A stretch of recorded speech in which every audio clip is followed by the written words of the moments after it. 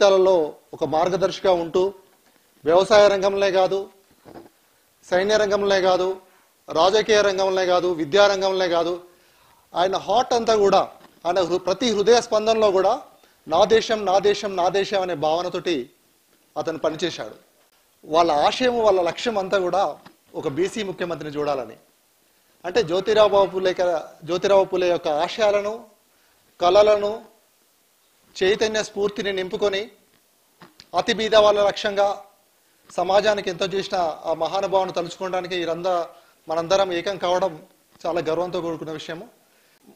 ఈ కార్యక్రమానికి రామ్ నర్సయ్య గారు మాట్లాడాలని కోరుకుంటున్నాను. గౌరవనీయులు, పూజనీయులు జేడి లక్ష్మీనారాయణ గారు, అలాగే మిత్రులు బాలకృష్ణ గారు, ప్రొఫెసర్ వెంకటదాస్ గారు, ఆలం ఖాన్ గారు, మిత్రులు సూర్యనారాయణ గారు, మరియు మిత్రులు లచ్చన్న గారు, మిత్రులు మోహన్ రాజు గారు, ముందున్నటువంటి మిత్రులందరికీ నమస్కారం. ఒకవేళ పులే అనేటువంటి వ్యక్తే దేశంలో ఉదయించకపోయినట్లయితే మన పరిస్థితి ఎలా ఉండేది అని ఆలోచించినప్పుడు భయం అనిపిస్తుంది. కారణం ఏమిటంటే క్రీస్తు శకం 1795 వరకు శూద్రులకు ఆస్తి మీద హక్కు లేదు. చట్టం 1795లో వచ్చింది, కానీ అది ఇంప్లిమెంట్ కావడానికి చాలా నాళ్ళు పట్టింది. అలాగే క్రీస్తు శకం 1813 వరకు శూద్రులకు విద్య పైన హక్కు లేదు.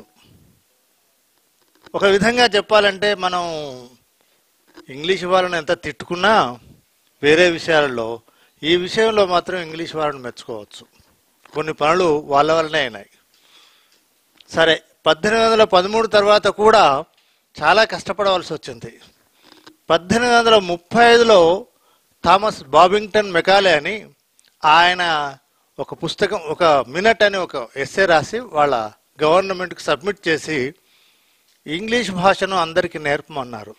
సరే, ఆయన ఉద్దేశం వేరే కావచ్చు, వేరే విషయం. అక్కడ ఆయన ఉద్దేశం ఇక్కడ ఉన్నటువంటి వాళ్ళను కేవలం క్లర్క్లుగా చేద్దామనో మరేదో ఏదో ఉండొచ్చు, కానీ చదువు అనేటువంటిది జ్యోతి, చదువు అనేటువంటిది వెలుగు. ఆ చదువు అనేటువంటి ప్రకాశం అందరికీ ప్రసరించడానికి అవకాశం కల్పించిన వ్యక్తిగా మనం చెప్పుకోవచ్చు. 1835లో ఉన్నటువంటి దాన్ని ఈయన ప్రభావితుడైనటువంటి పులే 1848లో స్కూల్ పెట్టాడు. అది దళితులకు, ఆదివాసులకు మొదలుపెట్టినాడు, అది అమ్మాయిలకు.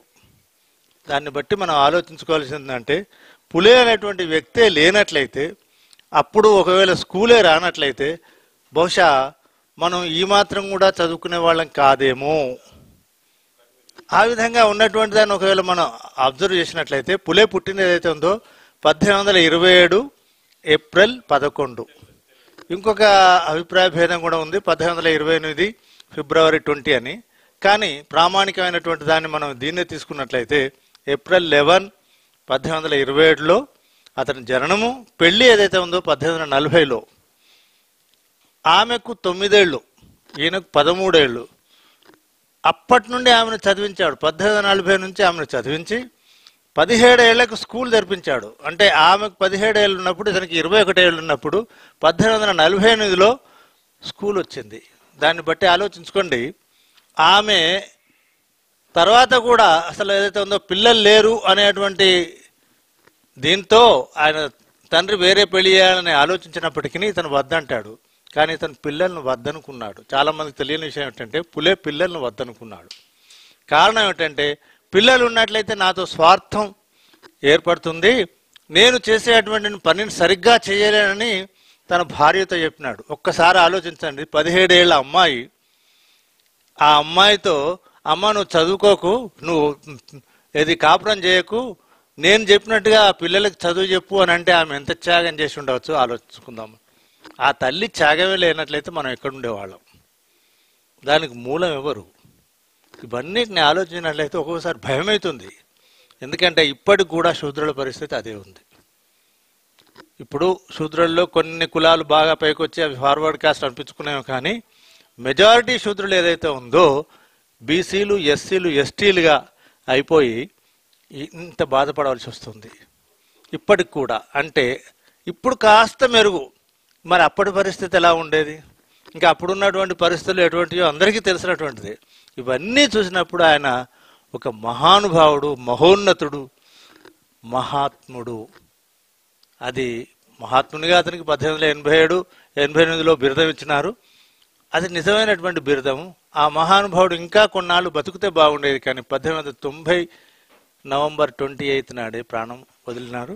అది మనకు ఒక విధంగా నష్టదాయకమే. తర్వాత ఒకవేళ ఆదర్శంగా తీసుకున్నటువంటి అంబేద్కర్ తన గురువును గౌతమ బుద్ధుని తర్వాత పులేని చెప్పుకున్నాడు. అంటే ఎంత గొప్పవాడై ఉండాలి! గౌతమ బుద్ధుని తర్వాత పులేని చెప్పుకున్నాడు అంబేద్కర్. అంటే అంబేద్కర్ జ్ఞానసాగరుడు, మామూలు వ్యక్తి కాదు. 2012-13 సంవత్సరంలో కొలంబియా యూనివర్సిటీ వాళ్ళు షార్ట్ లిస్ట్ చేసిన దానిలో నంబర్ 1 వచ్చినటువంటి వాడు. జ్ఞానానికి సింబల్ అని చెప్పారు. ఆ జ్ఞానానికి సింబల్ అయినటువంటి వ్యక్తి, అంటే ప్రపంచంలోనే అత్యంత జ్ఞాన సంపన్నుడైనటువంటి వ్యక్తి తన గురువు పులే అని చెప్పుకోవడం వల్ల పులే ఎంత గొప్పవాడో ఊహించుకోవచ్చు. ఒక గురువు యొక్క గొప్పతనం ఎప్పుడు తెలుస్తుందంటే, మేము టీచర్లం కాబట్టి అంతో కొంత, ఒక స్టూడెంట్ గొప్పవాడైతే అది గురువుకు చాలా సంతోషం. మరి స్టూడెంట్ ఇక్కడ అంబేద్కరు, గురువు పులే లేకపోయినప్పటికీ పులే ఆత్మ ఎంత సంతోషించి ఉంటుంది అని మనం ఊహించుకోవచ్చు. ఇది ఏదైతే ఉందో మన అదృష్టం. పులే అనేటువంటి వ్యక్తి ఇక్కడ జన్మించడం, పులే ఏదైతే ఉందో ఒక దార్శనికుడిగా ఉద్భవించడం, మనందరికీ మార్గదర్శనం చేయడం, మనకు ఏదైతే ఉందో ఈ మాత్రమైనా చదువు అవ్వడానికి కారణమైనటువంటి పులేను, సావిత్రిబాయి పులేను, అంబేద్కర్ను అందరినీ తలుచుకుందాం. ఎందుకంటే సమయం తక్కువగా ఉంది కాబట్టి ఇంతటితో విరమించుకున్నాం. Thank you very much. నేటి సభకి అధ్యక్షత వహిస్తున్న జేడి లక్ష్మణ్ గారు, దీన్ని నిర్వహిస్తున్న బాలకృష్ణ గారు, వెంకటదాసు గారు, డాక్టర్ అలీం ఖాన్ గారు, లచ్చయ్య గారు, డాక్టర్ రామలక్ష్మణ్ గారు, రామనర్సయ్య గారు, సోదరులు మరియు సోదరీమణులు అందరికీ నమస్తమాంజలు. మన రామనర్సయ్య గారు చెప్పారు, ఎందుకంటే పూలే గారి గురించి అంతా. పూలే గారికి ఎవరికి సార్ మొదట చూడంగానే ఒక స్టూడెంట్ వచ్చారు అన్నాడు. ఇక్కడ కావాల్సింది మనకు స్టూడెంట్స్ నవయువకులు. శ్రీశ్రీ చెప్పినట్టు నవయువకులు లేకుంటే మనం పరిగెత్తలేము. నేను పరిగెత్తలేను, ఎందుకంటే నవయువకులు కావాలి. ఆ భావజాలాన్ని మనం పూలే గారి భావజాలాన్ని తీసుకుపోవాలంటే నవయువకులైనటువంటి ఎముకలు కుళ్ళిన సైనికుల రావండి, నవయువకులను రావండి శ్రీశ్రీ చేశారు. కాబట్టి ఈరోజు మనం చేయాల్సింది ఏం పని అంటే, బాలకృష్ణ గారు పెట్టారు, వెంకటదాసు గారు చేస్తున్నారు, మనందరికి భావాలు ఉన్నాయి. ఆయన ఏం చేశాడు?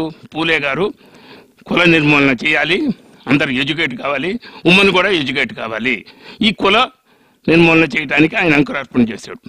దాన్ని అందిపుచ్చుకొని ఆయన చేసినంత ఎస్సీ ఎస్టీలకు మ్యాక్సిమం, అంటే మన కుల మతానికి అతీతంగా దాన్ని మన అంబేద్కర్ పుచ్చుకొని మనకి రాజ్యాంగం రచించాడు. ఆ రాజ్యాంగంలో అన్నీ ఉన్నాయి. ఆ రాజ్యాంగం చదువుకుంటే అందరికీ తెలుసు. మనకి ఇప్పుడు ఎవరికి కావాల్సింది ఏమిటి? రాజ్యాంగం. ఇప్పుడు రాజ్యాంగం మారుద్దాం అంటున్నారు. రాజ్యాంగాన్ని మరవబడలే, అన్ని అమెండ్మెంట్ చేసుకుంటున్నారు. ఆ రాజ్యాంగంలో ఏం రాస్తుంది? మోహన్ రాజు గారు చదువుతారు, we the people of India. ఇక్కడ కులం లేదు, మతం లేదు, ఏం లేదు. We the people of India అంటే ఎస్సీ కానీ, ఎస్టీ కానీ, బీసీ కానీ, రెడ్డి కానీ ఎవరైనా కూడా we the people of India having solemnly resolved to constitute India into a sovereign, socialistic, secular, democratic republic and racism, to assure the individual justice, liberty, equality and fraternity. ఈ 4 justice, Liberty, equality and fraternity. ఈ constitution Bhagavad Gita అది, Quran, Bible, ఏమి చెప్పుకుంటే అన్నీ ఆయన రాశాడు. దాన్ని implement చేయడానికి మనం ఇంప్లిమెంట్ చేయించుకోవాలి. అంటే ఎలక్షన్ కమిషన్ వాళ్ళు సార్కి తెలుసు, 1 vote 1 వాల్యూ వచ్చేసింది అందరికి. అధికారుల సమర్థత వల్ల 1 vote 1 వాల్యూ. అంటే నీకు ఎంత ఓటు ఉందో అదాని అంబానీకి కూడా అదే వాల్యూ ఆ ఓటుకి. కానీ 1 man 1 వాల్యూ రాలేదు. ఇంకా 1 man 1 value it is not achieved. దానికోసం మనం పాకులాడాలి. ఎందుకంటే సోషల్ జస్టిస్ అంటారు దాన్ని. సోషల్ జస్టిస్ ఇప్పుడు బహుజనులు చేసింది. సోషల్ జస్టిస్ అంటే ఏంది? సామాజిక న్యాయము. ఇప్పుడు ఏం చెబుతున్నాడు Stalin? National federation of social justice అని పెట్టాడు. National federation of social justice. మినిస్ట్రీలో కూడా సోషల్ జస్టిస్ ఉంది. ఆ సోషల్ జస్టిస్ చేయాలంటే మనందరం మనం భాగస్వామ్యం కావాలి. భాగస్వామ్యం ఏంటంటే ప్రతి ఒక్కరికి వాళ్ళ జనాభాని బట్టి రాజ్యాధికారం కావాలి. ఆ రాజ్యాధికారం కాకుంటే మనం ఏం చేయలేం. పాలసీని ఫ్రేమ్ చేసేది వాళ్ళు. ఇప్పుడు మీరు చూసుంటారు, ప్రైమ్ మినిస్టర్ గారు మనం కోవిడ్కి ఎట్లా చేసాం? 30 మంది సైంటిస్టులను చేసి ఆయనకి అడ్వైజర్లను పెట్టుకొని లాజిస్టిక్ చేసి మొత్తం కోవిడ్ సప్లై చేసి మనం ఇంజక్షన్ మనకి టీకాలు ఇచ్చారు. దానివల్ల మనం కొంతమంది బతికాం. ఫస్ట్ డోస్ అయిపోయింది, సెకండ్ డోస్ 180 కోట్ల మంది వేసాం. 180 కోట్ల మందికి 180 డోసులు వేశారు. 140 కోట్ల 40 లక్షల మందికి 99%, 83% ఫస్ట్ డోస్ సెకండ్ డోస్ అయిపోయింది. మళ్ళీ థర్డ్ డోస్ కూడా ఇస్తున్నారు. షంఘాయిలో మూసేశారు మొత్తం. ఎందుకంటే ఇది XE వేరియంట్ అని వచ్చింది, BA1 BA2 అని ఉన్నాయి. వాటిలో అది మార్చి మళ్ళీ వచ్చింది. ఎందుకంటే ఇవన్నీ ఎందుకు చెబుతున్నానంటే మనం ఫస్ట్ జీవ పరిణామ క్రమక్రమంతోనూ డార్విన్ పరిణామ సిద్ధాంతం ప్రకారం మనందరం ఏకకణ జీవి నుంచి మల్టీ కలర్ చేసాం. 4 కాళ్ళు ఉన్నట్టు జంతువు నుంచి 2 కాళ్ళు అయిపోయాం. ఈ 2 కాళ్ళు 4 ఈ మధ్య 2 అయిపోయినాయి. ఇదంతా ఎందుకని? తర్వాత మన యొక్క నాలెడ్జ్తో మనం క్రియేట్ చేసుకున్నాం. SCలు, BCలు, STలు, మంగళోళ్ళు, చాకలోళ్ళు పని చేస్తున్నది బట్టి మనం పని చేసాం కాబట్టి ఎవరికి లేరు. ఈరోజు నిన్న జాక్సన్ ఒక బ్లాక్ అమెరికన్ ఆమె సుప్రీంకోర్టులో చీఫ్ జస్టిస్గా చేయబడ్డారు. 232 సంవత్సరాల తర్వాత జాక్సన్ అనే ఆమె బైడెన్ ఆమెను అపాయింట్ చేశాడు. అంటే కుల మతాలకు అతీతంగా వాళ్ళకి బ్లాక్ వైట్ అంటారు. కాబట్టి నేను ఇవన్నీ చెబుతున్నా అంటే మనం ఎడ్యుకేటెడ్ కావాలి సార్. మొదటే అన్నాడు ఎడ్యుకేషన్ కావాలి, కమిట్మెంట్ కావాలి. కాబట్టి మనకి ఇప్పుడంతా వచ్చేసింది technology, cloud computing, artificial intelligence, ఇవన్నీ మనం నేర్చుకోవాలా. క్లౌడ్ కంప్యూటింగ్, ఆర్టిఫిషియల్ ఇంటెలిజెన్స్ అని తెలుసు, big data analytics, internet of things. మనం ఈ బహుజన ప్రంతి ఏం చేయాలంటే సమాజంలో నుంచి కిందకు పోవాలి. దీనికి వాళ్ళు టెక్నాలజీ కావాలి. ఇక్కడ ఆయన కంప్యూటరైజేషన్ వెంకటదాస్ ఉన్నారు కాబట్టి ఆయన బ్రెయిన్ అంతా ఉపయోగించి దీన్ని కిందకి తీసుకుపోవాలి. అప్పుడు బహుజనులకు చెప్పాలి, ఏంటయ్యా రాజ్యాంగం, నువ్వు ఎందుకు ప్రీబీస్ ఎందుకుంటున్నావు, నీకు భీమి ఇస్తున్నారు, కళ్యాణ లక్ష్మి ఇస్తుంటారు కాదు, రాజ్యాధికారం వస్తే మనం ఏం చేస్తామని చూపించాలి. మనకన్నా తక్కువ లేదు. డాక్టర్ లక్ష్మీనారాయణ గారికి ప్రైమ్ మినిస్టర్ ఇచ్చిన చేయగలరు, ఇంటెలిజెన్స్, ఆయన పాలసీ చేయగలరు, ప్రజలకు ఎట్లా ఉపయోగపడుతున్నారు. కాబట్టి మనందరం ఎవరు మన ఓట్ల ద్వారా ఎన్నికలైనటువంటి వాళ్ళకి ఏం కావాలా? ఇంటెలిజెన్స్ని ఇవ్వాలి. మనందరం కులాలు లేవు, మతాలు మనం క్రియేట్ చేస్తారు. వీళ్ళ కులాలు, మతాలు, రిలీజియన్స్, వాళ్ళు ముస్లిం, ఈడు హిందూ, ఈడు సిక్కు, ఈడు బుద్ధిస్ట్ ఇట్లా క్రియేట్ చేస్తారు. ఎవరు అలా మొదలు అందరం ఒకటే. నెక్స్ట్ గౌరవనీయులు సుతార లక్షణ గారిని ఇన్వైట్ చేస్తున్నాం. 196వ జయంతి మహాత్ముడు ఈ శూద్ర జాతికి అక్షర జ్ఞానాన్ని అందించి శూద్ర జాతికి వెలుగైన మహనీయుడు, శూద్ర జాతి ఉద్యమ నిర్మాత పూలే గారి యొక్క జయంతి దేశవ్యాప్తంగా నలుమూలల ఈరోజు దేశమే జరుపుకుంటుంది. ఇది చాలా సంతోషించదగినటువంటి విషయం.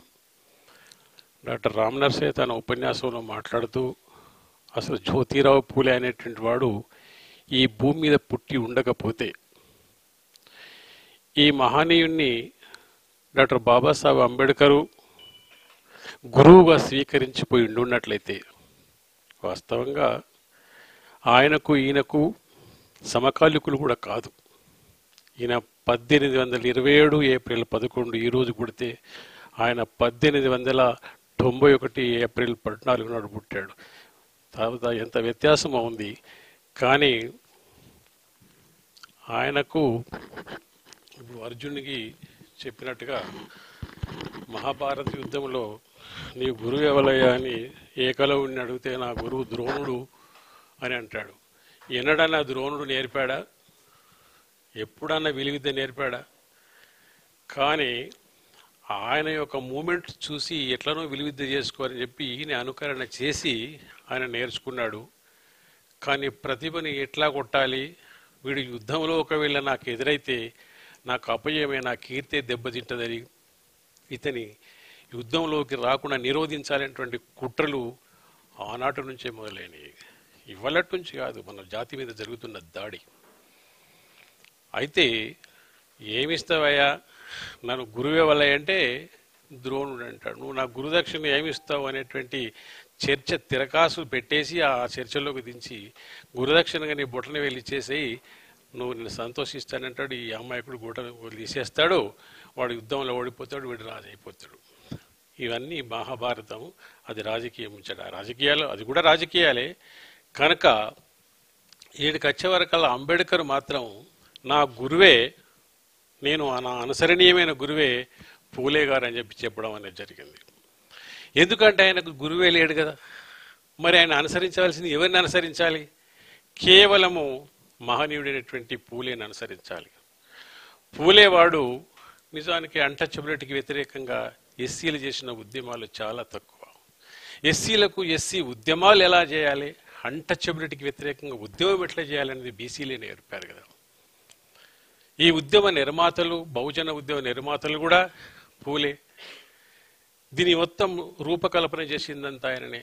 నిజానికి ఆయన చాలా రీసెర్చ్ చేయడం అన్న జరిగింది. భారతదేశ స్వతంత్ర సంగ్రామంలో ఒక మాట ఏంటంటారు, 1857 సిపాయిల తిరుగుబాటు ఉద్యమంలో, బ్రిటిష్ వ్యతిరేక ఉద్యమంలో మీరు ఇది జరుగుతున్న ఉద్యమంలో పాల్గొనండి, మీకు బాగుంటుంది అని చెప్పినప్పుడు ఆ ఉద్యమం మీరు చేయండి. ఎందుకంటే బ్రిటిష్ రావడం వల్ల నేను ఇంతవాన్ని ఈ చదువుకోవడం జరిగింది, ఈ చదువు ఉద్యమాలను నడపగలుగుతున్నాను. బ్రిటిష్ వాడిని ఎంట్రన్స్ ఈ దేశంలో ఉండి ఉండకపోతే మేము ఎక్కడో కట్టు బానిసలాగా బతికుండే వాళ్ళము. ఒకవేళ వాడు ఈ దేశంలో ఉంటే ప్రస్తుతం నాకు తక్షణ డేంజర్ ఏం లేదు, కానీ శాశ్వత డేంజర్ మీరేనని చెప్పి ఆనాడు ఈ మనవాదులకు హెచ్చరికగా చెప్పడం జరిగింది. వాడు ఆహ్వానితుడేం కాదు, కానీ మీరు కూడా ఎవరు? జ్యోతిబాబులే చరిత్రలో కూడా ఏం రాసినాడు? వాస్తవంగా ఈ ఆర్యన్ జాతి వాడు బ్రిటిష్ వాడు విదేశీయుడైతే ఆర్యులు విదేశీయులు గారా? వీళ్ళంతా ఆర్యన్ సంతతే కదా. కానీ ఈ దేశంలో ఇమిడిపోయినటువంటి ఆర్యుడు, ఈ దేశంలో ఉన్నటువంటి వైరుధ్యాలను ఉపయోగించుకుని రాజ్యం చేస్తున్న ఆర్యుడు, వాడికి రాజ్యం ఎట్లా చేయను, విభజించడం ఎట్లను, వీని వల్ల వాడు నేర్చుకోవడం, వాని వల్ల వీడి నేర్చుకోలేదు. కనుక దాని విషయంలో మీరు వెళ్ళండి అన్నాడు ఆయన. మిత్రులారా, ఒక మదర్ ఉద్యమాన్ని నాశనం చేయడానికి అదర్ ఉద్యమాన్ని క్రియేట్ చేస్తారు. ఒక మదర్ లీడర్ను నాశనం చేయడానికి అదర్ లీడర్ని క్రియేట్ చేస్తారు. ఇది ఇప్పటి నుంచి కాదు, చరిత్రలో నుంచి జరుగుతుంది. గౌతమ బుద్ధుని నుంచి జరుగుతుంది. బుద్ధయిజాన్ని నాశనం చేయాలంటే ఏం చేసినాడు? శంకరాచార్యులు ఎంటర్ అయిపోయి బుద్ధిజాన్ని సర్వనాశనం చేసినారు. అంటే బ్రాహ్మణిజం ఇన్ఫిల్ట్రేషన్ ఎక్కడైతే ఉంటుందో, బ్రాహ్మణిజం యొక్క ఎంట్రన్స్ ఎక్కడైతే ఉంటుందో అక్కడ చాలా తెలివిగా ఎంటర్ అయిపోయి మన సమాజాన్ని సర్వనాశనం చేసి ఎత్తుగడ చేస్తారు.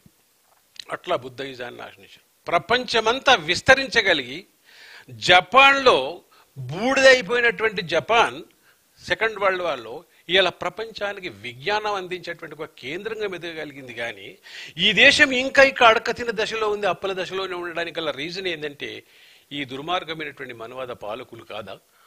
దీన్నంతా ఎండగట్టాడు.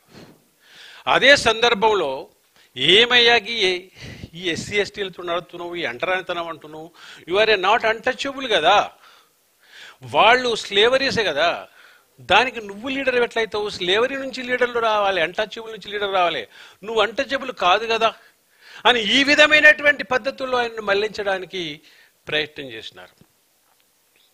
అప్పుడు మహారాష్ట్రలో ఇద్దరు బలమైన లీడర్లు ఉన్నారు జ్యోతిబా కాలం. ఎవరు వాళ్ళు?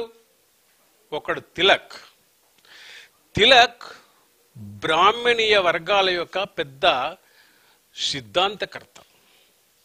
రెండవది జ్యుడిషియల్ పవర్ని నడుపుతున్నటువంటి గోవింద్ రనడే. ఈయన పూలే దగ్గరికి వచ్చి ఒక మాట ఏమంటాడో తెలిసిందా? సార్, మీరు ఈ ఉద్యమాలు, ఈ సాంఘిక ఉద్యమాలు, ఈ సోషల్ మూమెంట్స్, ఈ అన్టచబుల్ వ్యతిరేకంగా పోరాటం తర్వాత చేసుకోవచ్చు కదా, ఇప్పుడు జాతీయ ఉద్యమంలో మీరు పాల్గొనండి, ఈ బ్రిటిష్ వాడు వెళ్ళిపోయిన తర్వాత ఇక మనం ఏదైనా చేసుకోవచ్చు అని. తెలంగాణ అయితే రానియండి, అన్ని చేస్తాని ఎప్పుడైనా అన్నాడు. నువ్వు దేశానికి స్వాతంత్రం రాని, నీకు అన్ని వస్తాయని గాంధీ ఎట్లా మనం మళ్లించాడో, అంబేద్కర్కి వ్యతిరేకంగా సెకండ్ రౌండ్ టేబుల్ కాన్ఫరెన్స్ యుద్ధం చేశాడు అంబేద్కర్, మీ అందరికీ తెలుసు. అంటే ఇక్కడ కమిట్మెంటెడ్ పీపుల్, పార్టీలు నడుపుతున్నటువంటి వాళ్ళు ఉన్నారు. నేనే కాదు, నాకు ఎదురుగా ఉన్న మీ అందరికీ నాకంటే ఎక్కువ బాగా తెలిసిన మేధావులు అటు పక్కన ఉన్నారు. కానీ మిత్రులారా, మన మధ్యలో ఎక్కడ లోపం ఉందో మనం దాన్ని గమనించాలి. అట్లా ఉద్యమ స్వరూపాన్ని పక్కదారి విచ్చడానికి మనవాద శక్తులు ఎప్పటి నుంచో ప్రయత్నం చేస్తున్నాయి, చేయడం అనేటువంటి జరిగింది. ఆయన దానికి జవాబు సున్నితంగా ఏమంటాడంటే, చూడండి, మీరు దేశ స్వాతంత్రం కోసం ఉద్యమం చేస్తున్నారు, నేను నా జాతి విముక్తి కోసం ఉద్యమం చేస్తున్నాడు. స్వాతంత్రం విముక్తి ఒకట? ఏమండి, స్వాతంత్రం విముక్తి ఒకటేనా? ఇప్పుడు మనకు స్వాతంత్రం వచ్చిందంటున్నావు, మనం అంతా విముక్తి అయిపోయినావా? కులం నుంచి విముక్తి అయినావా? వెట్టిచాకి నుంచి విముక్తి అయినావా? దుర్మార్గుల నుంచి విముక్తి అయినావా? దాడుల నుంచి విముక్తి అయినావా? కుల నిర్మూలన జరిగిందా? సోషల్ ఈక్వాలిటీ వచ్చిందా? మరి ఏమొచ్చింది? రాజ్యాంగంలో మంచిగానే రాసి డాక్టర్ బాబాసాహెబ్ అంబేద్కర్ బాగా కష్టపడి చాలా రాశాడు. డాక్టర్ బాబాసాహెబ్ సోషల్ అన్నాడు, సోషలిజం అన్నాడు. సోషలిజం కూడా ఇన్కార్పొరేట్ చేశారు కదా ఈ మధ్యలో, ఇందిరాగాంధీ కాలంలో. కృష్ణ గారు, సో నేనంటున్నా, ఈ రాజ్యాంగాన్ని ఇట్లా ఉండనిస్తే సరిపోతుంది. ఈ రాజ్యాంగాన్ని మార్చడానికి గతంలో కూడా ప్రయత్నం జరిగింది.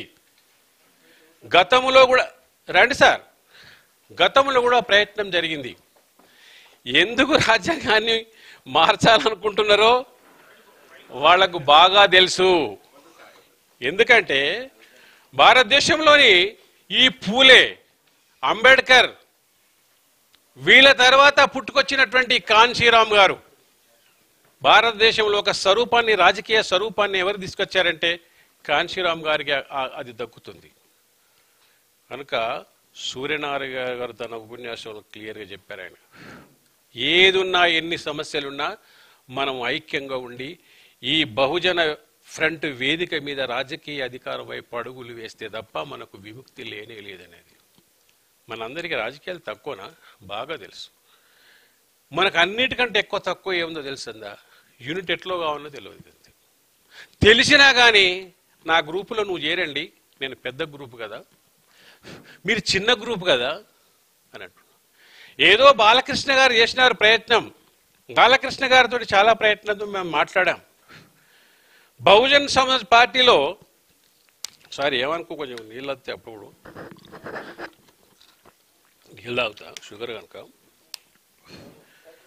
రండి సార్, రండి సార్,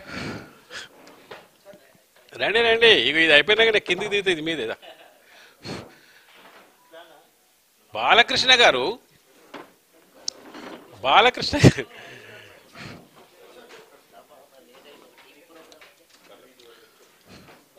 మిత్రులారా, ఇది ఉపన్యాసము అసలు కానే కాదు. ఇది నిజంగా నా ఆవేదన మిత్రులారా. నేను ఈ ఉద్యమాల్లో ఇప్పటి నుంచి కాదు మిత్రులారా, నా లైఫ్ అంతా కూడా ఈ బహుజన ఉద్యమాల కోసమే నాశనం చేసుకోవడం జరిగింది. కానీ రిజల్ట్ చూస్తే ఒకసారి దుఃఖం వస్తుంది. ఇవాళ నిజంగా ఇక్కడికి ఎందుకు వచ్చినా మీకు తెలిసిందండి. నాకు ఇలాంటి మీటింగ్లు ఇక్కడ 500 మందితో మాట్లాడొచ్చినా. నేను ఆడ శాతవాహన యూనివర్సిటీ ఉంటా, ఒకటి పూల విగ్రహాన్ని నేనే ఏర్పాటు చేసి నా విగ్రహం చైర్మన్గా ఉండి మేము ఇట్లా పెట్టాము. ప్రభుత్వం వచ్చి వాడొచ్చి కూలగొట్టేయడం, బుల్లెదొలు పెట్టి మేము మళ్ళీ పెట్టడం, మళ్ళీ కొట్టడం, మళ్ళీ ఇట్లా యుద్ధమే జరిగింది అక్కడ.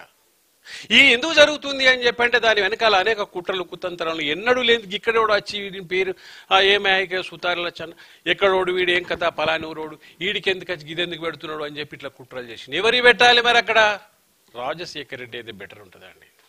మరి ఇంకెవరు పెట్టాలి? పివి నరసింహరావు పెట్టాలి. కానీ ఈ రుమాల్ ముసలోనికి ఇక్కడ తీసుకొచ్చి పెట్టు, ఇది ఎక్కడ కరెక్ట్ అవుతుంది? ఇట్లా రెచ్చగొట్టడం జరిగింది. అని ఎస్సీలను అందరినీ తయారు చేసి అరే ఇక్కడ మీది పెట్టన్నా ఇంకేమన్నా పట్టుకొచ్చిండు అని చెప్పి ఎస్సీలందరూ వద్దు అని చెప్పి కుట్రలు చేసినారు వాళ్ళు. అలాంటి కుట్రలను ఎదుర్కొని ఎస్సీలంతా మన మిత్రులు కదా అర్థం కాని కాలంలో ఉన్నారు. ఎస్సీలంతా బీజేపీలో ఉన్నారు అక్కడ కొన్ని ప్రాంతాలు. ఎందుకున్నారో ఆత్మగౌరవం ఇస్తానంటుంది, కుల నిర్మూలన చేస్తున్నట్టుంది అది. కానీ ఎందుకు ఉంటున్నారో నాకు అర్థం అవ్వట్లేదు. కానీ వాళ్ళ జాతులకు మన చైతన్యం అందించడానికి మనం కొంచెం వెనుకలో ఉన్నాం, మనం ఇక్కడనే ఉన్నాం కనుక దాన్ని ఇటుపెట్టి ఆ ఎస్సీలందరినీ కూర్చుండబెట్టి మీ కుల నిర్మూలన జరగడానికి కుల వ్యవస్థ అంటరాని టచ్ వ్యతిరేక పోరాటం చేసిందంతా కూడా పూలే అని చెప్పి చరిత్ర అంతా బాంబ్ లీడర్లతోటి. ఇప్పుడు ఒక పెద్ద మహనీయుడు మాట్లాడిపోయాడు, ఆయన కలిసి మాట్లాడాలని, కేవలం అతను చూసి కలిసి మాట్లాడాలనే ఆలోచన నాకు ఉండేది. వెళ్ళిపోయాడు వామన మేస్రం గారు. అతను చాలా రాశాడు సాహిత్యం. నీకు ఏ రిపోర్ట్ కావాలన్నా వామన్ మిశ్రాని అడగండి చెప్తారు. ఎందుకంటే ఆయన కాంశీరామ్ గారి యొక్క సమకాలికుడు. వాళ్ళిద్దరు బాంబ్ ఏర్పాటు చేశారు. సరే ఏక రీజన్స్ తోటి విడిపోయారు. ఎందుకంటే భారతదేశంలో మనవాదము బ్రాహ్మణిజం కిల్స్ ఆలిజమ్స్ అన్నట్టుగానే ఎక్కడైతే మనవాదం ఉండిపాడవుతుందో డివిజన్స్ వస్తాయి. అందుకోసమే అంబేడ్కరిజానికి అంబేడ్కరిజానికి ఏంటిది బ్రాహ్మణిజానికి తేడా ఏంటంటే అంబేడ్కరిజము ఇది బహుజనులను కలపడము, అది లా ఆఫ్ డివిజన్ నమ్ముకుంటుంది, ఇది లా ఆఫ్ ఎడిషన్ నమ్ముకుంటుంది. మనం లా ఆఫ్ డివిజన్లో ఉన్నాం, లా ఆఫ్ ఎడిషన్లో ఉండాలి. అప్పుడు మాత్రమే నీకు పవర్ వచ్చేస్తుంది. పార్టీలు పుట్టగొడుగులాగా ఉన్నాయండి బహుజనులలోనే. ఎందుకు పట్టుకుంటున్నాం?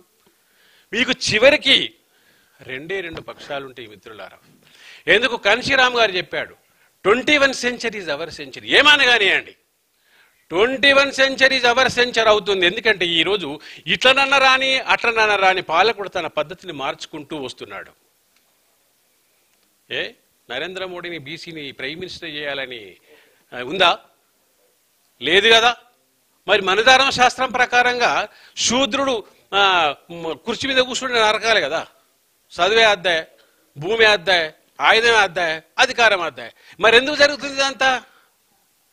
రీజన్ ఏమంటే 80 నుంచి వస్తున్నటువంటి ఆ మహనీయులు గత పోరాటాల నుంచి 80 నుంచి తీవ్రమైనటువంటి బహుజన ఉద్యమాలు ప్లేరపై నడుస్తున్నాయి ఇండియాలో. దీని అన్నిటినీ కలపగలిగి ఇది ఎక్కడి నుంచి ఎక్కడి దాకా సీక్వెన్స్ తీసుకున్నాడు ఆయన. పూలే నుంచి మొదలుకుంటే 1948 నుంచి 1848 నుంచుకుంటే 1950 దాకా ఉన్న సమీక్షనంతా చేసేసాడు. బహుజన ఉద్యమాల స్వరూపాలను ఒక్కొక్కసారి అంచనా వేసుకొని నేనెట్లా స్టార్ట్ చేయాలనుకున్నాడు ఆయన.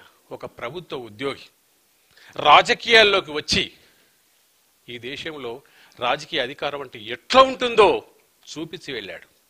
ఇప్పుడు ఏం జరిగిందో దాని సంగతి వేరే ఉంది. మళ్ళా ఇది గతములో అనేక ఉద్యమాలు చేసిన అనుభవం అది వదిలేసినాం. ఇది సరైన మార్గం, కాంశీరామ్ గారు చెప్పింది సరైన మార్గం అని. ఒక 25 years నుంచి బహుజన ఉద్యమంలో మేము ఉంటే రిజల్ట్ ఏందయ్యా? మీరు ఎవరయ్యా అంటే మీరు మాది వల్ల అని అన్నాను.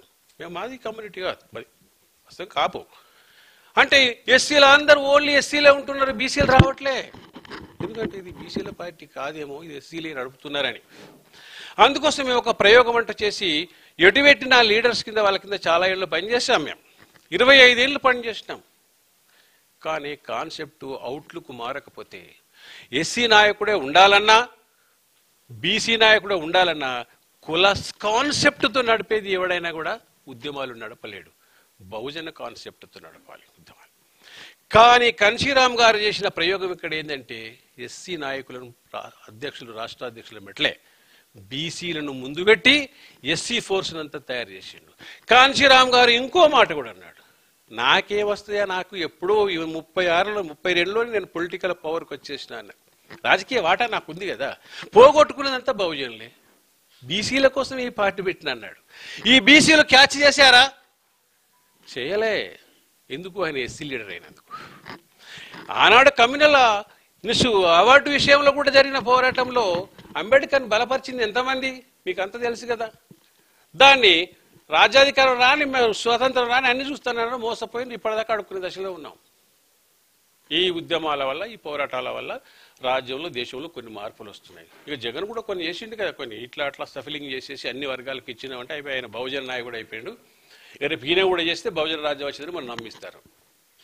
ఇట్లా కాదు, పాలకవర్గ స్వభావం మారుతుంది కానీ, పాలకవర్గ ఎత్తుగడలు మారితే కానీ దాని స్వభావం మారదు. వాస్తవంగా దాని స్వభావాన్ని అంచనా వేయాలి. రేపు వీళ్ళు కుల నిర్మూలన చేసే ప్రణాళిక వాళ్ళ దగ్గర ఉన్నదా? కాన్షీరామ్ లైన్లో ఉంది, అంబేద్కర్ లైన్లో ఉంది. కులం ఎందుకండి? కులం ఉన్నదా నిజంగా? ఇక ఆ డిస్కషన్ కొంత అది పెద్ద డిస్కషన్ అవసరం. అందుకోసం ఈ దేశంలో ఉన్నటువంటి పరిస్థితులు ఆర్థిక విముక్తి, సామాజిక మార్పు, ఈ రెండింటి నుంచి దేశం తప్పించుకోలేదు సోదరులారా. ఆర్థిక విముక్తి, సామాజిక మార్పు ఏ పార్టీకి అయితే ప్రణాళికలో లేదో అవన్నీ వట్టి పార్టీలే. రకరకాల బీసీ పార్టీలు వస్తున్నాయి, అనేక పార్టీలు వస్తున్నాయి. ఈ ఉద్యమాలను దెబ్బ కొట్టడానికి అదర్ మూమెంట్స్ని క్రియేట్ చేసేసి మదర్ మూమెంట్స్ను నాశనం చేసేస్తారు. ఈ ఉద్యమానికి కావాల్సిన రెండు లక్ష్యాలు. ఒకటి, పటిష్టమైనటువంటి ఉక్కు క్రమశిక్షణ కలిగిన నాయకత్వం అవసరం. వగ్గ థేరాటిస్టం, సిద్ధాంతం, రాజకీయ అనుభవం, పాలిటిక్స్, పాలమిక్స్ అవసరం లేదు దేశంలో.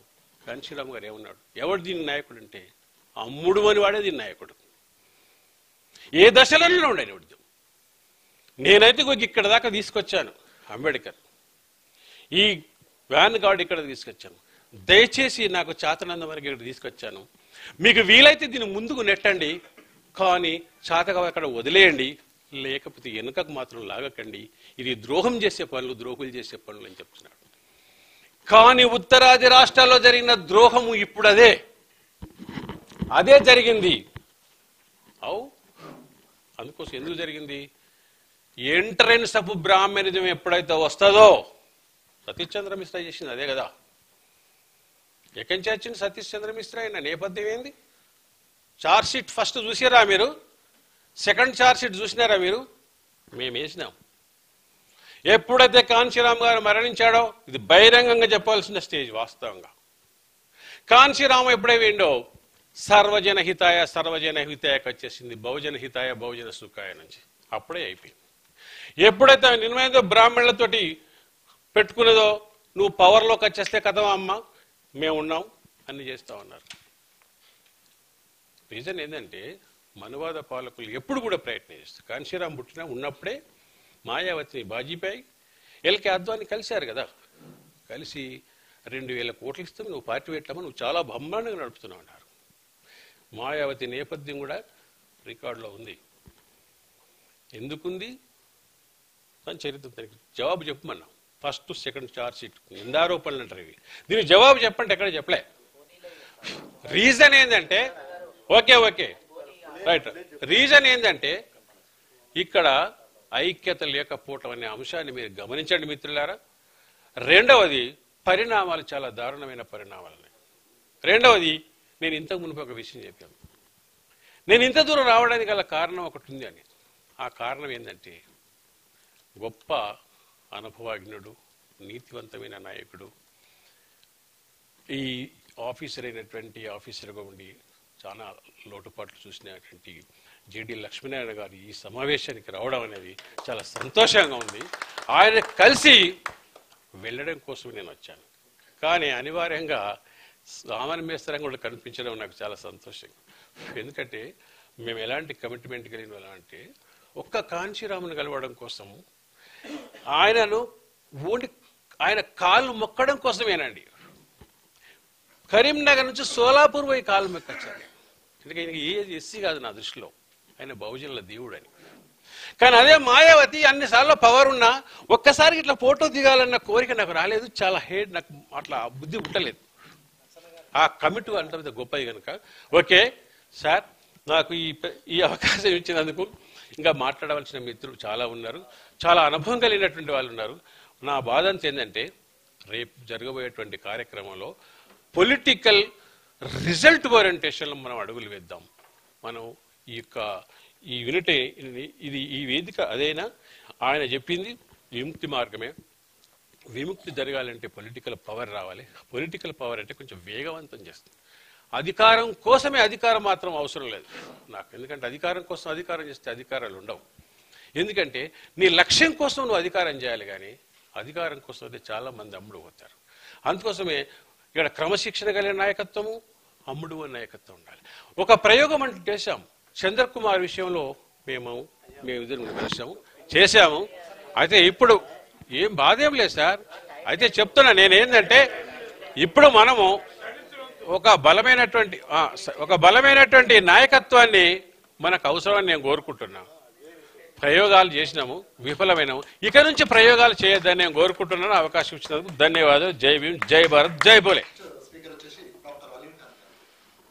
जिस आदमी ने हमको आज यहाँ पर गैदर किया है, आपको मालूम है, वो हैं ज्योतिराव फूले. और let us talk about him only. मेरे पास इतना मटेरियल है ज्योतिराव फूले साहब के बारे में कि I need minimum 2 hours, but I'll finish in 10 minutes or maybe 5 minutes. सब फूले, मैं हिस्ट्री का स्टूडेंट हूँ. नारागुनी साहब जो है मुझे करेक्शन भी कर सकते हैं. फूले एक ऐसे दौर में पैदा हुए जब अंग्रेज, when English people, they had already established their ruling all over India. तो मैं जो चीज आपको बताना चाह रहा हूँ कि 1870s to 1880s, this is the period when Jyotirao Phule साहब establishes सत्य शोधक समाज. मैं आज 2 बातों का जिक्र करूंगा. उनका एक तो सत्य शोधक समाज और दूसरा उनका जो किताब है गुलामगिरी. गुलामगिरी is a Urdu word, slavery. That book has brought a revolution at least in the educated society. सत्य शोधक समाज जिस पीरियड में एस्टैब्लिश हो रहा है, आप ये देखिए कि उसी पीरियड में गौरक्षा का कैंपेन चलाता है ब्राह्मण. सेम पीरियड 1872 आनंद मठ, Vande Mataram. Why is this a coincidence or is it a conspiracy? आपने देखा होगा कि आज भी ये जो आरएसएस है, बीजेपी का इसका पॉलिसी है. Why does it happen कि हिजाब, कश्मीर फाइल्स, कोरे भीम गांव वगैरह ये जो स्टेप आते हैं ना, किसी न किसी चीज से अटेंशन हटाने के लिए जो उस वक्त जो फुले साहब ने रिवॉल्यूशन लाया था, उससे इनका अटेंशन हटा के मुसलमानों की तरफ डाइवर्ट करके पूरे हिंदू को, पूरे जातियों को मुसलमानों के अगेंस्ट में करके असल जो इशू था वो था कास्ट सिस्टम, असल इशू था वर्णा सिस्टम. उससे उनका दिमाग हटाने के लिए ये चाल चली गई. मैं रिक्वेस्ट करूंगा आपसे कि ज्योतिराव फुले साहब का जो बुक है गुलामगिरी, स्लेवरी के नाम से उसका ट्रांसलेशन है, उसको जरूर पढ़िए एक मर्तबा. मैंने उसका प्रीफेस हासिल किया है. ये प्रीफेस एक हिस्टोरिकल प्रीफेस है and I can send to you PDF. इसका पीडीएफ भी भेजूंगा मैं. आप इसमें बहुत सारी बातें हैं. अब मेरे पास उतना टाइम तो नहीं है, मगर मैं एक बात आप लोगों के सामने करूंगा कि ये जो किताब है slavery, this book was dedicated to the warriors of civil rights of America. क्योंकि blacks were living the same life of Shudras in India, same life, maybe worse than that, and they fought a war and they won, they got the civil rights. So to inspire his own community of Shudras, he wrote this book. वो ये समझा होगा कि शायद हमारे शूद्रास भी black से कुछ लेसन लेंगे और लड़ेंगे, मगर 150 years are over now. Nobody is ready to stand against the system. Nobody is yet ready to stand. They are watching कि उनका दलित के ऊपर जो जुल्म हो रहा है, बहुजन पे जो जुल्म हो रहा है, बीसी पे जो जुल्म हो रहा है, everyone is watching. But when something happens to the Dalit, BC says we are safe, just wait and watch. When there is something happens with BC, OBC thinks we are safe. And when something happens with Muslims, all think let us wait, let us not interfere into. ये policy से वो फायदा उठाता रहा. तो मैं कहना ये चाह रहा हूं कि फूले जी का जो फोर साइटेडनेस था कि वो ब्लैक अमेरिकन से अपनी नेशन को, अपनी कम्युनिटी को उन्होंने दिया कि देखो जैसे उन्होंने लड़ी है जंग, अब तुमको लड़ना पड़ेगा जंग। मगर आज भी वही मनो, वही ब्राह्मण दलित को यूज कर रहा है बाबरी मस्जिद के लिए, बीसी को यूज कर रहा है दलित के अगेंस्ट में, सबको एक दूसरे के यूज कर रहा है, but no one is prepared to get united, to be united and fight against him. ये मैसेज आप याद रखिए, ये आप जरूर पढ़िए। फूले जी ने बहुत क्लियर आपको लाइन ऑफ एक्शन दिया है, very very clear. May be due to many political benefits और मे बी कोई भी प्रॉब्लम, मजबूरी हो सकती कि आप लोग खुल के बोलना नहीं चाहते, but we can say I have courage to sell. वर्ण सिस्टम ही इस धरती का सबसे बड़ा फसाद, सबसे बड़ा फितना है। इसको खत्म करो, सारे मसले खत्म होते हैं। और इस वर्ण सिस्टम को लाने वाला जो है वो आपका असल एनिमी है। दिस इज व्हाट फूले साहब सेज। आपका फाइट वर्ण सिस्टम से है। हु इन्वेंटेड दिस वर्ण system is your real enemy, fight against him. He says, मैंने बहुत सारे पॉइंट्स नोट किए हैं, अब उतना टाइम तो पूरा नहीं है। अब वो के अब मिसाल के तौर पर जो मनुस्मृति है या जंतु लाज है, उसमें अगर आप पढ़ेंगे तो ह्यूमैनिटी का इससे बड़ा इंसल्ट तो कोई हो ही नहीं सकता। No religion, there is no that, वो कोई रिलीजन करेक्ट रिलीजन हो ही नहीं सकता। Kill that religion, eradicate that religion which says some human being is higher, some human being is lower. No, that is not religion. That is the enemy of the humanity. Fight against. I'm not saying this. This is Phule Sahab saying this. Phule Sahab का sentence है, historical sentence. The day that reduces a man to slavery takes from him half of his life. ये slavery नहीं तो क्या है ये? हमारे mind में हमने पंडित को अपना भगवान जाना है। पंडित ब्राह्मण है, ब्राह्मण इज गॉड है। और ये आप ये मत समझो कि मैं हिंदू की बात कर रहा हूं, हमारे मुसलमानों में भी पंडिता बहुत है। 1000 years पहले जब हमारे फोरफादर कौन थे, हम भी रेड्डी थे, हम भी राव थे, हम भी दलित थे, हम भी द्रविड़, we are all same. But जब इस्लाम एक्सेप्ट कर लिए, unfortunately Quran was not introduce that time. So हमारे forefathers they were all addicted to Brahmin and pandit, because direct access to the god was not possible. धर्म का किताब को हाथ नहीं लगा सकता था कोई भी, तो फिर क्या करना, पंडित। बच्चे का नाम कौन रखेगा, पंडित। मर गया तो कौन आएगा, पंडित। शादी कौन करेगा, पंडित। कारोबार में काम, आपका दुकान कौन खोलेगा, पंडित। कंप्लीटली पंडित ही हमको उंगली पकड़ के लेके चलता था। हत्ता कि वो जो शादी में मंत्र पढ़ता है ना, मुझे बालकृष्ण साहब बता रहे थे, वो जो मंत्र पढ़ता है, वो मंत्र में आपको लोगों को पता ही नहीं है क्या पढ़ता है। वो मंत्र में ये पढ़ता है कि ये हस्बैंड तेरा फर्स्ट हस्बैंड नहीं है, not ultimate husband, this is the fifth husband. First husband X, then Y, then Z, and then Brahmin, and then this one. So हम भी ये जब पंडितों के आगे थे, तो जब इस्लाम लाए तो there was no pandit. So what to do, there are some pandits that time also, they also came into the Islam, they became pandits. Same साहब, भी हमारा डीएनए एक है पूरा। तो खैर सर, मैं बात बहुत लंबी हो रही। इस बुक को आप जरूर पढ़िए साहब, इस बुक में बहुत कुछ है। Thank you very much.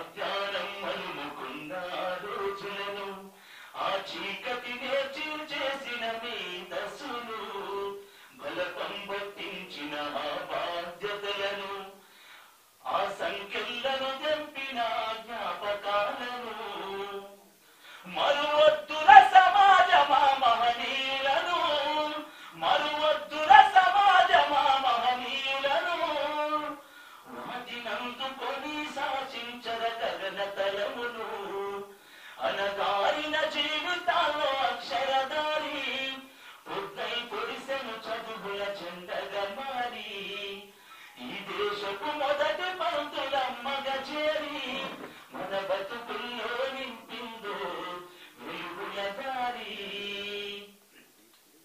నీ భవిష్యత్తుకు పునాదేశ పుస్తకాలను మన మస్తకంలో బంధించరా అక్షరాలను నిక్షిప్తమై దాగిన కోడింగు భాషను నువ్వు నిర్వాహిర విశ్వపు విజ్ఞాన రాతను సదవారిన పేదల కన్నీటి దారను సదవారిన పేదల కన్నీటి దారను నువ్వు వెతకాలిన జగజ్జేత అన్వేషణను అనగారిన జీవితాల్లో అక్షరదారి పొద్దై పొడిసెను చదువుల జెండగా మారి ఈ దేశపు మొదటి పంతులమ్మగ చేరి మన బతుకుల్లో నింపిందో వెలుగుల దారి మరువద్దుర సమాజమా మహనీయులను మరువద్దుర సమాజమా మహనీయులను పూలే సావిత్రిబాయి త్యాగాలను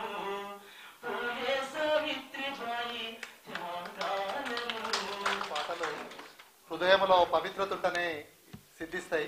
నిజంగా అన్నగారి సందేశంలో ఏంటంటే ఇప్పటి నుంచి కూడా మనం అందరము మహాభారతాన్ని రామాయణాన్ని ఎగ్జాంపుల్ చెప్పకుండా దయచేసి సావిత్రిబాయి పూలేను, జ్యోతిరావు పూలేను, అంబేద్కర్ గారిని, రేపు భావితరాలకు జేడి లక్ష్మణ్ లాంటి వాళ్ళను, నారగుణ లాంటి వాళ్ళను, బాలకృష్ణ లాంటి వాళ్ళను, వెంకటదాస్ లాంటి ఇలా మన చరిత్రను మనం నికింపజేయాలంటే లక్ష్య సాధనలో మార్టిన్ లూథర్ కింగ్ లాగా, లక్ష్య సాధనలో అంబేద్కర్ లాగా మనం ఉన్నప్పుడు తప్పకుండా మన లక్ష్యాన్ని అందుకోగలుగుతాం. Thank you very much. చాలా హృదయంలో హ్యాపీనెస్ నింపారు. నెక్స్ట్ చెప్పే స్పీకర్ ఏంటంటే నెక్స్ట్ ప్రొఫెసర్ వెంకటదాస్ గారు. మిత్రులారా, మనం ఒక విషయాన్ని జ్ఞాపకంచుకోవాలి. బీజేపీ అంటే నేను పూలే గారికి నా మనస్ఫూర్తిగా నివాళులు అర్పిస్తూ మరి ఆయన జన్మదిన శుభాకాంక్షలు కూడా మనందరం పంచుకుంటున్నాము. నేను డైరెక్ట్గా నాకు తెలిసిన కొన్ని రాజకీయ అంశాలను మీతో షేర్ చేసుకుంటాను. బీజేపీ మనకు చాలా మేలు చేస్తుంది. ఎందుకు మేలు చేస్తుంది అంటే మిగతా పార్టీలో అంటే ఇవాళ ఏ పార్టీలు అయితే కన్వెన్షనల్ పార్టీలు ఉన్నాయో, కాంగ్రెస్ కానీ లేకపోతే ప్రాంతీయ పార్టీలు కానీ, ఆ పార్టీలో ఉన్న దొంగల్ని ఆ ఈడీలు ఇవి ఇలాంటివి అంటే సిబిఐలు పంపించేసేసి ఆ దొంగల్ని మీరు ప్రతిపక్షంలో ఉన్న వాళ్ళు నీతివంతుగా ఉంటేనే మీరు ఈ దేశానికి ఆల్టర్నేటివ్ అవుతుందని చెప్తున్నారు వాళ్ళు. అంటే మనకు దీని అర్థం ఏంది? ఆల్టర్నేట్ సంస్కృతి నిర్మించే వాళ్ళు, ఆల్టర్నేట్గా పవర్లోకి రావాల్సిన వాళ్ళు నీతిమంతులు రావాలని వాళ్ళు చెప్తున్నారు. వాళ్ళు ఏం చెప్తే అవినీతిమంతులు మాలో చేసుకుంటాం మేము. క్లియర్, ప్రజలకు అర్థమైపోతుంది. ప్రజలకు ఏమర్థమైపోతుంది? అవినీతివంతులు బీజేపీలో ఉంటారు, నీతిమంతులు ఇవాళ దేశాన్ని పరిపాలన చేయాలి, నీతిమంతులు వచ్చేంత వరకు మేము నీతిమంతులను తయారు చేయడం కోసం మేము అవినీతిమంతులము రాజ్యాంగంలో ఉంటామని చెప్తున్నారు వాళ్ళు. ఇది మన క్లియర్స్. చాలా మంచి పరిణామం, ఇది శుభపరిణామం. ఈ దేశంలో ఎప్పుడే కానీ అంటే ఒక పూలే, అంబేద్కర్, బుద్ధుడు, రవిదాస్, సంత రవిదాస్ వాళ్ళ జీవితాలు త్యాగం చేసిండ్రు. అంటే ఈ దేశంలో నీతిమంతులు ఎంతమంది ఉండరో లెక్కించుకోవడానికి ఒక అవకాశాలు ఏర్పరిచిన వాళ్ళు. ఈ నీతిమంతులు ఒక వేదికపైకి రావాల్సిన సందర్భం ఉంది. ఆ ప్రయత్నంలో భాగంగానే ఈ బహుజన ఫ్రంట్ ఏర్పడ్డది. ఇక్కడ నీతిమంతులు ఇక్కడ ఎవరు కూడా కోట్లు స్కామ్ చేసిన పరిస్థితి లేదు. జేడీ లక్ష్మీనారాయణ గారు అయితే మనకు తెలుసు, ఆయన ఎంత పోరాట యోధుడు. వీళ్ళందరూ ఏకమవుతారు. ఏకమయ్యి ఈ తెలంగాణ నుంచి రెండు తెలుగు రాష్ట్రాల్లో జైత్రయాత్ర మొదలవుతుంది. ఆ జైత్రయాత్ర బహుజన యాత్రగా ఉంటుంది. ఆ యాత్రకు అక్కడ ఉన్నటువంటి పెద్దలు నాయకత్వం వహిస్తారు. ఇప్పుడు వచ్చిన పెద్దలు మాట్లాడాల్సింది ఇంతతోనే మాట్లాడి నా ఉపన్యాసాన్ని ముగిస్తున్నాం. జై భీమ్, జై పూలే, జై భారత్.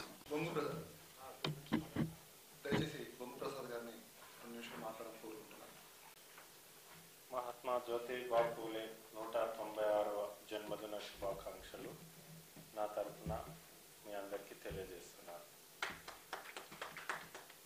190 సంవత్సరాల క్రితం పుట్టినటువంటి వ్యక్తిని, మహారాష్ట్ర ప్రాంతంలో జన్మించినటువంటి ఒక వ్యక్తిని ఆనాడు మనకు తెలియకపోయినా చరిత్ర క్యారీ ఫార్వర్డ్ కాబట్టి ఈరోజు ఇంత ఘనంగా వీధి వీధిలో, వాడవాడలో, పల్లెటూళ్ళలో సహితం జ్యోతిబా పూలే జయంత్యోత్సవాలను జరుపుకుంటున్నాం.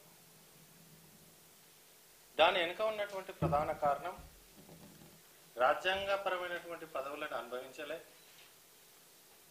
రాజ్యాంగం ఇప్పటిదాకా ఆయనను గుర్తించలే. ఇంకా చెప్పాలంటే ఈ భారతదేశంలో ఎంతో మంది భారత రత్నాలు ఉన్నారు, పద్మ విభూషణులు ఉన్నారు, పద్మభూషణులు ఉన్నారు, రకరకాల కీర్తింపబడినటువంటి వ్యక్తులు ఉన్నారు. ఇవేవి కూడా ఆయన దరి చేరలే. ఆయన ఉంటే స్వీకరించేవాడో లేదో, ఆయన పోయిన తర్వాతనన్నా వారికి అందలే. ఈ యొక్క పాలనలో ఉన్నటువంటి రాజకీయ నీతి దీని ద్వారా మనకు స్పష్టమవుతుంది. ఎందుకంటున్నంటే ఈ భారతదేశంలో మొట్టమొదటిసారి ప్రజలందరి చేత ఒక బహిరంగ సభ పెట్టి మహాత్మునిగా బిరుదాంకితుడైనటువంటి ఏకైక భారతీయుడు మహాత్మా జ్యోతిరావు పూలే. ఆయన ఈ సమాజంలో ఉన్నటువంటి అసమానతలను, సామాజిక రుగ్మతలను తొలగించే విషయంలో తన జీవితాన్ని పణంగా పెట్టి, ఈ స్త్రీ చదివితే సమాజానికి అరిష్టం అని చెప్తున్నటువంటి సందర్భంలో తన ఇంటిలోని స్త్రీకి విద్య నేర్పి మిగతా స్త్రీలందరికీ విద్య నేర్పి ప్రయత్నం చేశాడు. అదొక గొప్ప విప్లవం.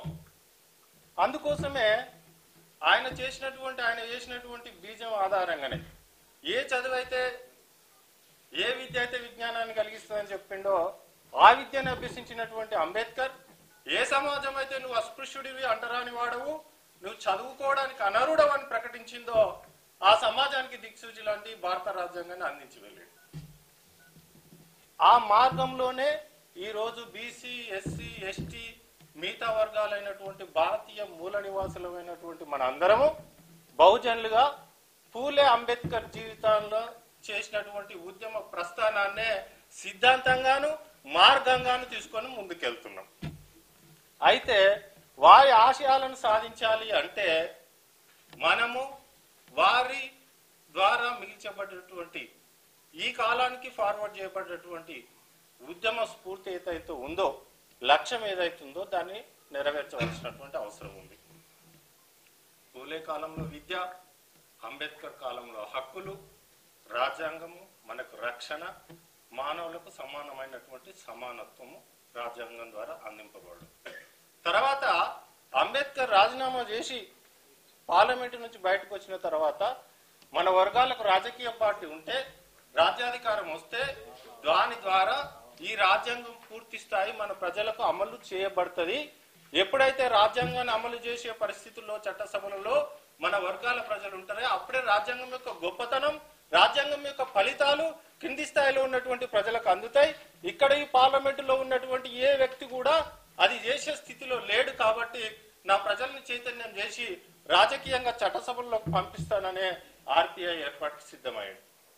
ఆ మిగిల్చినటువంటి లక్ష్యాన్ని కాంచీరామ్ ఉత్తరప్రదేశ్ లో నెరవేర్చి చూపించాడు. ఇప్పుడు మనము తెలుగు రాష్ట్రాలలో, దక్షిణాది రాష్ట్రాలలో, భారతదేశంలో వారు మిగిల్చినటువంటి ఉద్యమాన్ని వారి వారసులుగా చెప్పుకుంటున్నటువంటి మనమందరం క్యారీ ఫార్వర్డ్ చేసుకొని పూలే అంబేద్కర్ వాదాన్ని మూల సిద్ధాంతంగా తీసుకొని బహుజనులమంతరము నూతన రాజకీయ పార్టీని ఏర్పాటు చేసుకొని చట్ట సభలలోకి అదే వాదంతో కూడినటువంటి వ్యక్తులుగా చట్ట సభలలోకి వెళ్లితే మన వర్గాలకు సంబంధించినటువంటి ప్రణాళికలు, అభివృద్ధి, సంక్షేమం చేసుకోవస్తుంది. దీనిని మనం కొనసాగించుకోవాలి. కొనసాగించుకున్నప్పుడే వాళ్ళ ఆశయాలను సాధించిన వాళ్ళం అవుతాం. ఆ ఆశయ సాధనలో మనం ముందుందాం. నా వంతుగా నేను తప్పనిసరిగా ఆహర్నిశలు పనిచేయడానికి సిద్ధంగా ఉన్నా. ఈ భారతదేశంలో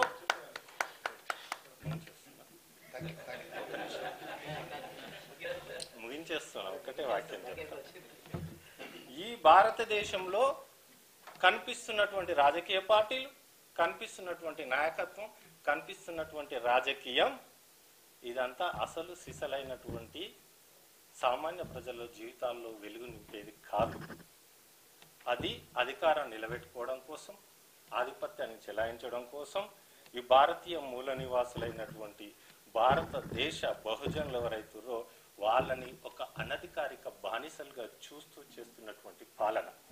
దీని నుంచి విముక్తి జరగాలంటే తప్పనిసరిగా ఈ సిద్ధాంతంతో కూడుకున్నటువంటి, విధానంతో కూడుకున్నటువంటి వ్యక్తుల చేతనే అసెంబ్లీ, పార్లమెంటులలో పాలన అనేది జరిగినప్పుడు ఈ భారతదేశానికి ఈ విదేశీ సంస్కృతి పాలనా విధానం నుంచి విముక్తి జరుగుతుంది. అప్పుడే కుట్రలు పోతాయి, అప్పుడే ఈ దేశాన్ని తాకట్టు పెట్టే విధానం పోతుంది. కాబట్టి ఆ దిశ కృషి చేసే విషయంలో మీరు తీసుకున్నటువంటి ప్రణాళికలో నా భాగస్వామ్యం ఉంటుంది. నా వంతుగా నేను ఏం చేయాలో చేస్తానని ఈ సందర్భంగా తెలియజేస్తూ, నన్ను ఈ సమావేశానికి ఇన్వైట్ చేసినటువంటి నారగోని గారు, బాలకృష్ణ గారు, మరి ఈ సమావేశానికి పెద్దలు, ఉద్దండులు, మరి వారు కేసును డీల్ చేస్తున్నప్పుడు ఒక ఉత్కంఠ భరితం.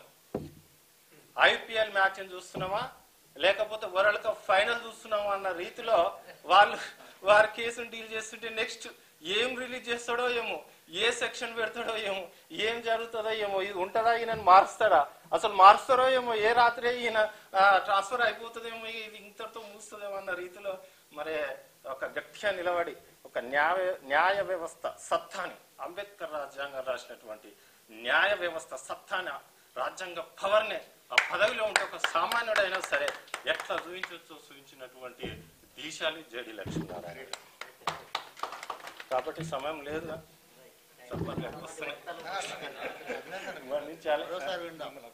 కాబట్టి కలుద్దాం, మనం మాట్లాడదాం. అనేక విషయాలు నేను కూడా మీకు నుంచి నేర్చుకోవడానికి సిద్ధంగా ఉన్నా. కాబట్టి మిత్రులారా, ఈ అవకాశం ఇచ్చిన మీ అందరికి ధన్యవాదాలు తెలియజేస్తూ ముగిస్తున్నా. మనందరికీ మార్గదర్శకత్వం ఇస్తూ స్ఫూర్తి ప్రణాళికగా కొనసాగుతూ అందరిని ఉత్సాహం, అతను ఎన్నో రకాల పుస్తకాలు చదివి ప్రతినిత్యం ఎంతో మంది విద్యార్థులు మోటివేట్ చేసి ఎంతో మందిని గైడ్ చేస్తూ మనందరినీ ఇక్కడ ఉన్న మనందరినీ కూడా అసెంబ్లీకి పంపించాలనే ఆకాంక్షలతో, లక్ష్యంతో ముందుకు సాగుతున్నటువంటి బాలకృష్ణ గారిని మాట్లాడుకోవచ్చు. మహాత్మా జ్యోతిరావు పూలే 196వ జన్మదిన శుభాకాంక్షలు తెలియజేస్తున్నాను. మామూలుగా అయితే మన పక్కింటి వాళ్ళు లేకపోతే చుట్టాలో చనిపోయిన సంవత్సరం లోపల, నెల లోపల కూడా వాళ్ళు ఉన్నట్టు కూడా మనకు గుర్తుండదు. కానీ గౌతమ్ బుద్ధుడు చనిపోయి 2500 సంవత్సరాలైనా, మహాత్మా జ్యోతిరావు పూలే చనిపోయి 196 సంవత్సరాలైనా మనం గుర్తుపెట్టుకున్నామంటే వాళ్ళు ఈ సమాజంలో తిరుగుబాటు చేశారు. ఈ సమాజము ఇట్లా ఉండకూడదు, ఇది ఇట్లా ఉండాలి అని 180 డిగ్రీస్ డైరెక్షన్ని మార్చారు. ఎవరైతే మార్చారో వాళ్ళనే సమాజం గుర్తుపెట్టుకుంటుంది.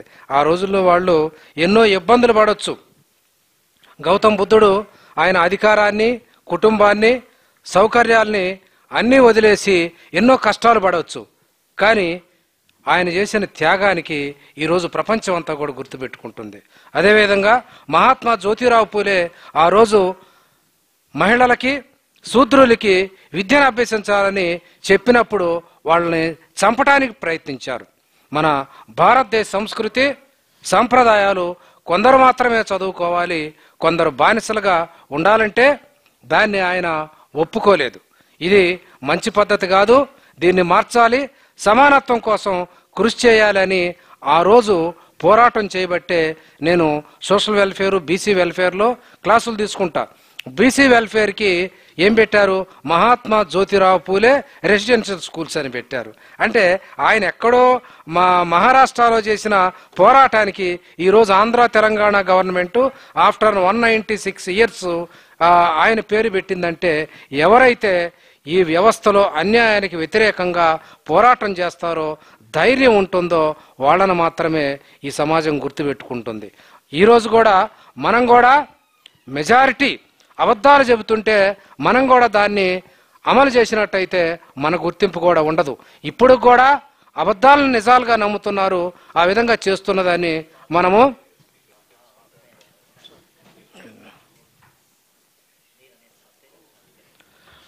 అలాంటి స్టేటస్ కోని వ్యతిరేకించిన వాళ్లే సమాజంలో మార్పును తీసుకొస్తారు కానీ గొర్రెల్లో కొట్టుకుని పోయేవాళ్ళు మార్పును తీసుకురాలేదు. అదేవిధంగా మన వాయిస్ని మనం ప్రతి డయాస్ మీద కూడా వినిపించాలి. మనల్ని పిలవాలి, డిఫరెంట్ ఒపీనియన్ కూడా పిలవాలి. ఇక్కడ కొంతమంది ఇందాక వచ్చారు, వాళ్ళు ఒక రకరకాల అభిప్రాయాలు నాతోటి షేర్ చేశారు. కొంతమంది స్టేజీ మీద ఉంటే మేము ఉండం, కొంతమంది ఆర్ఎస్ఎస్ భావాలు ఉంటే ఉండం. మొన్న ఇప్పుడు ఇంతకుముందు ఇక్కడ స్వామి ఉన్నాడు, లాస్ట్ టైం స్వామి ఆర్పిఐ నుంచి పోటీ చేశాడు, రిపబ్లికన్ పార్టీ ఆఫ్ ఇండియా జనరల్లో పోటీ చేశాడు. మామూలుగా ఏంటిది, ఎస్సీలు ఎస్టీలు పోయి పోటీ చేస్తే వాళ్ళు ఎస్సీ ఎస్టీల దగ్గర పోయి ఓట్లు అడుగుతారు, లేదంటే మిగిలిన వాళ్ళు అడుగుతారు. కానీ మునిస్వామి జనరల్లో పోటీ చేసి అక్కడున్న రెడ్లని వెలమల్ని మీ ఓట్లు మాకు కావాలని అడిగాడు. వాళ్ళు అన్నారు, అరే ఇప్పుడు దాకా మేము వచ్చి మీ ఓట్లు వేయించుకున్నాం కానీ మీరు వచ్చి మా ఓట్లు అడుగుతున్నారు అని వాళ్ళు అప్రిషియేట్ చేశారంట. అంటే అంత చేంజ్, రెవల్యూషన్ ఉండాలి. మన అభిప్రాయాలు మన దగ్గరనే పెట్టుకుంటే ప్రపంచానికి ఎట్లా తెలుస్తుంది? వాళ్ళ అభిప్రాయాలు మనకు చెప్తున్నప్పుడు మన అభిప్రాయాలు మనం వాళ్ళకి చెప్పాలి. మన మైండ్ అనేది ఒక సాఫ్ట్వేర్ లాంటిది. మన దగ్గర ఉన్న ఫోన్లో, సెల్ ఫోన్లో మనం ఏ సాఫ్ట్వేరు ఇస్తే దాని ప్రకారం అది పనిచేస్తుంది. మైక్రోసాఫ్ట్ ఇస్తామా లేకపోతే ఇంకోటి ఇస్తామా అని దాన్ని బట్టి అది పనిచేస్తుంది. అదేవిధంగా మన బ్రెయిన్లో కూడా మన చిన్నప్పటి నుంచి ఎలాంటి అభిప్రాయాల్ని మనము మన ఇల్లు, మన స్కూల్స్, మన ఎడ్యుకేషన్ ఇన్స్టిట్యూషన్స్, మన సమాజము ఎలాంటి అభిప్రాయాలు అయితే మన మీద రుద్దుతుందో మనం ఆ విధంగా తయారవుతాము. ఎవరైతే మార్నింగ్ కూడా చాలా మంది చెప్పుకొచ్చారు నాకు, అరే వాళ్ళు అట్లా చేస్తున్నారు, వీళ్ళు అట్లా చేస్తున్నారు అని చెప్తుంటే, అరే వాళ్ళ సంగతి మీకెందుకు, మనమేం చేయాలో చెప్పండి అంటే వాళ్ళ భావజాలాన్ని వాళ్ళు గట్టిగా తీసుకుపోతున్నప్పుడు మనం వీక్ అయిపోయినప్పుడు అది మన చేతకానితనం అవుతుంది తప్పితే అది వాడి గొప్పతనం కాదు. అది మనం చేతగాని వాళ్ళం కాబట్టి వాడి భావజాలాన్ని వాడు మన మీద వ్యతిరేక భావజాలాన్ని మన మీద రుద్దుతున్నాడంటే మరి నిజాలను మనము చెప్పకపోవటం వల్లే అబద్ధాలు నిజాలుగా ప్రచారం అవుతాయి. అందుకే మహాత్మా జ్యోతిరావు పూలే సత్యశోధక సమాజాన్ని ఎస్టాబ్లిష్ చేశాడు. సత్యాన్ని మనం శోధించాలని చెప్పాడు, అబద్ధాలను కాదు. అబద్ధాలు వర్ణ వ్యవస్థ, మీరు పుట్టుకతోనే తక్కువ వాళ్ళు అంటే ఇది ఎట్లా కరెక్ట్ అని ఆయన ఒప్పుకోలేదు. అదేవిధంగా మీ అందరికీ చదవద్దు అని అంటే ఆయన ఒప్పుకోలేదు. కాబట్టి ఈ రోజు కూడా ప్రపంచం ఆయన గుర్తుపెట్టుకుంటుంది. అందుగురించే వాళ్ళ లైన్లోనే గౌతమ్ బుద్ధుడు చెప్పిన భావజాలాన్ని, మహాత్మా జ్యోతిరావు పూలే చెప్పిన భావజాలాన్ని, డాక్టర్ బాబాసాహెబ్ అంబేద్కర్ చెప్పిన సమానత్వాన్ని ఈ సొసైటీలో మనం సాధించడానికే ఈరోజు మేమంతా, నారగోని గారు, ప్రొఫెసర్ వెంకటదాస్ గారు అందరం కలిసి, మన మహేష్ గారు అందరం కలిసి బహుజన్ ఫ్రంట్ అని పెట్టడం జరిగింది. మనము చేతగాని వాళ్ళకి అధికారం ఇచ్చి వాళ్ళని విమర్శించుకుంటా ఉంటే వాళ్ళే అధికారంలోకి వస్తారు. అందుకే జేడి లక్ష్మీనారాయణ గారిని నేను అభినందిస్తున్నాను. ఆయన ధైర్యంగా రాజీనామా చేసి వచ్చాడు. ఈరోజు కాకపోతే రేపోయినా కూడా మార్పు వస్తుంది. మనం రాజకీయాల్లో రాకపోతే క్రిమినల్స్, స్టూపిడ్స్ రాజకీయాల్లోకి వచ్చి లేదు వాళ్ళ ఆ ఆలోచనలు మనకు చెప్తారు, మనం వినాల్సి వస్తుంది ఏదో అమాయకుల్లాగా. అందుగురించే ఇలాంటి వాళ్ళ అధికారంలో ఉన్నారంటే అది మన చేతగానితనము. దాన్ని మనము ఇప్పటికైనా ఆపేసి ఈ మహానుభావులు కోరుకున్న సమసమాజాన్ని స్థాపించాలంటే, డాక్టర్ అంబేద్కర్ ఆశించిన, మహాత్మా జ్యోతిరావు పూలే ఆశించిన సమసమాజాన్ని స్థాపించాలంటే మనం కూడా రాజకీయాల్లోకి వచ్చి doctor BR Ambedkar one man one vote, one vote one value, దీని మీదనే మనం కృషి చేసి సమానత్వాన్ని సాధించాలని ఈరోజు మనకి చీఫ్ గెస్ట్గా వచ్చిన జేడి లక్ష్మీనారాయణ గారికి, మిగిలిన అందరికీ కూడా కృతజ్ఞత తెలియజేస్తూ ముగిస్తున్నాను. జై భీమ్, జై భారత్. గౌరవనీయులు శ్రీ జేడి లక్ష్మీనారాయణ గారు మాట్లాడాలని వేదికను కోరుతున్నాను. మన భవిష్యత్తును రాజకీయాలు నిర్ణయిస్తుంటే భవిష్యత్తు రాజకీయాలను మనం నిర్ణయించాలని మనం ఆలోచించాలి. అది ముఖ్యంగా చేయాల్సిన విషయం. ఎందుకంటే మనకు వ్యాక్సిన్ ఎప్పుడు వేసుకోవాలి, మన స్కూల్ ఎప్పుడు మోయాలి, అన్నీ కూడా రాజకీయాలు నిర్ణయిస్తున్నాయి. కాబట్టి మన భవిష్యత్తునే రాజకీయాలు నిర్మిస్తున్నప్పుడు మనం అందరం కలిసి ఉంటే భవిష్యత్తు రాజకీయాలను మనం నిశ్చయించవచ్చు, మనం నిర్ణయించవచ్చు అన్న కాన్సెప్ట్తో ఈరోజు ఇక్కడ విషయాలు అనేక మంది మాట్లాడారు. కానీ ఈరోజు ప్రధానంగా మనం మహాత్మా జ్యోతిబా ఫులే గారి జయంతి సందర్భంగా ఈరోజు ఇక్కడ మనం సమావేశమయ్యాం. ప్రవాహంలో ప్రవహించడం చాలా సులువు. ప్రవాహం ప్రవహిస్తుంటే దాంట్లో పడితే చాలు, మనం తీసుకెళ్ళిపోద్ది. కానీ ప్రవాహానికి ఎదురీదడం అన్నది చాలా ముఖ్యమైన విషయం. నేను ఎందుకంటే గోదావరి జిల్లాలో తిరుగుతుంటాను. గోదావరి జిల్లాలో సాధారణంగా వాళ్ళ పెద్దలకు ఏదైనా పూజలు జరిగినప్పుడు దానితో పాటు ఆర్థర్ కాటన్ కూడా పూజలు చేస్తారు. అంటే మనం అంతా కలిసి బ్రిటిష్ వాళ్ళ ఎదురుగా మనం పోరాడాం. కానీ అక్కడికి వెళితే వాళ్ళ ఇంటిలో మనిషిగా సర్ ఆర్థర్ కాటన్ కూడా పూజలు జరుపుతారు. మా ఇంట్లో వ్యక్తి వెళ్ళిపోయాడని. అంటే ప్రవాహంలో కాకుండా ప్రవాహం దిశ మార్చి దాన్ని పొలాలకు ఉపయోగించారు కాబట్టి కాటన్ని ఇప్పుడు కూడా అక్కడ అనుకుంటున్నారు. అదేవిధంగా మనం అనుకుంటే సాంప్రదాయ దిశను మార్చి మానవత్వపు దిశగా ప్రయత్నించిన జ్యోతిబా ఫులే మన మనసుల్లో ఇప్పటికీ కూడా మిగిలి ఉన్నారు. అందువల్ల ప్రవాహానికి ఎదురీదే తత్వం మనలో ఉండాలన్నది మొట్టమొదటిగా మనం ఫులే గారి నుంచి నేర్చుకోవాలి. కాబట్టి ముఖ్యంగా యువతరం ఉన్నారు. యువతరానికి ముఖ్యంగా నేను ఎప్పుడూ మాట్లాడుతుంటాను, యువతరం ఈ భావాలు గనక, ఈ భావజాలం గనక వారు నేర్చుకోగలిగితే వాళ్ళు కూడా, ఎందుకంటే ఆ మనిషి 196వ జయంతి మనం జరుపుకుంటున్నాం.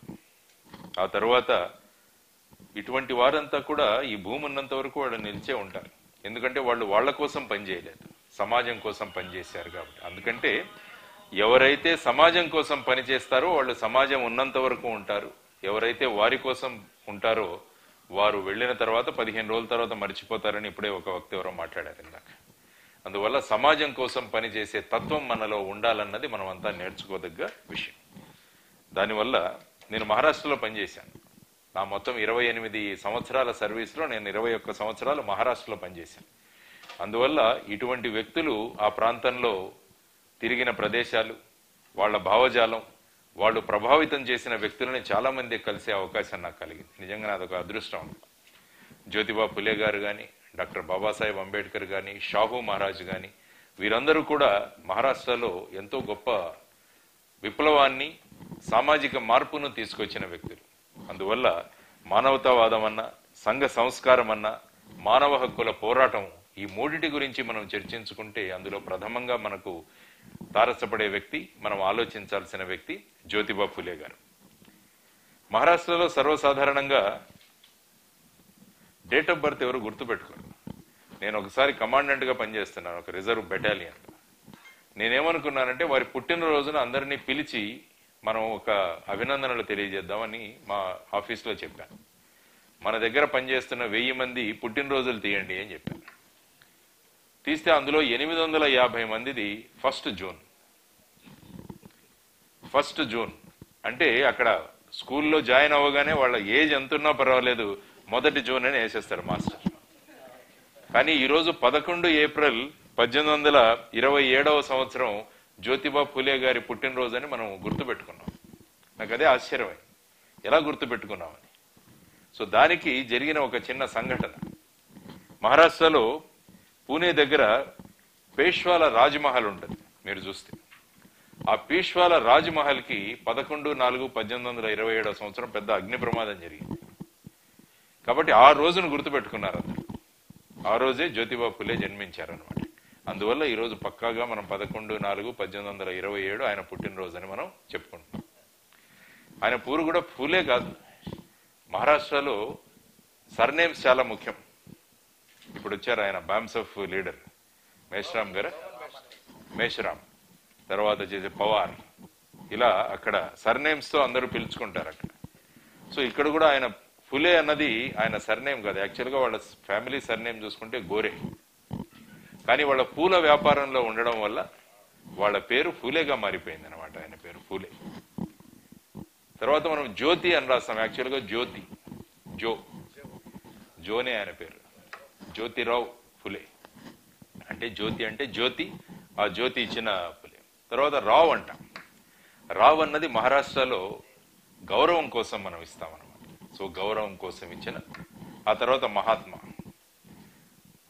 అన్నది కూడా ఎలా వచ్చిందని ఇందాక టచ్ చేశారు ఎవరైతే, ప్రసాద్ గారు మాట్లాడినట్టు.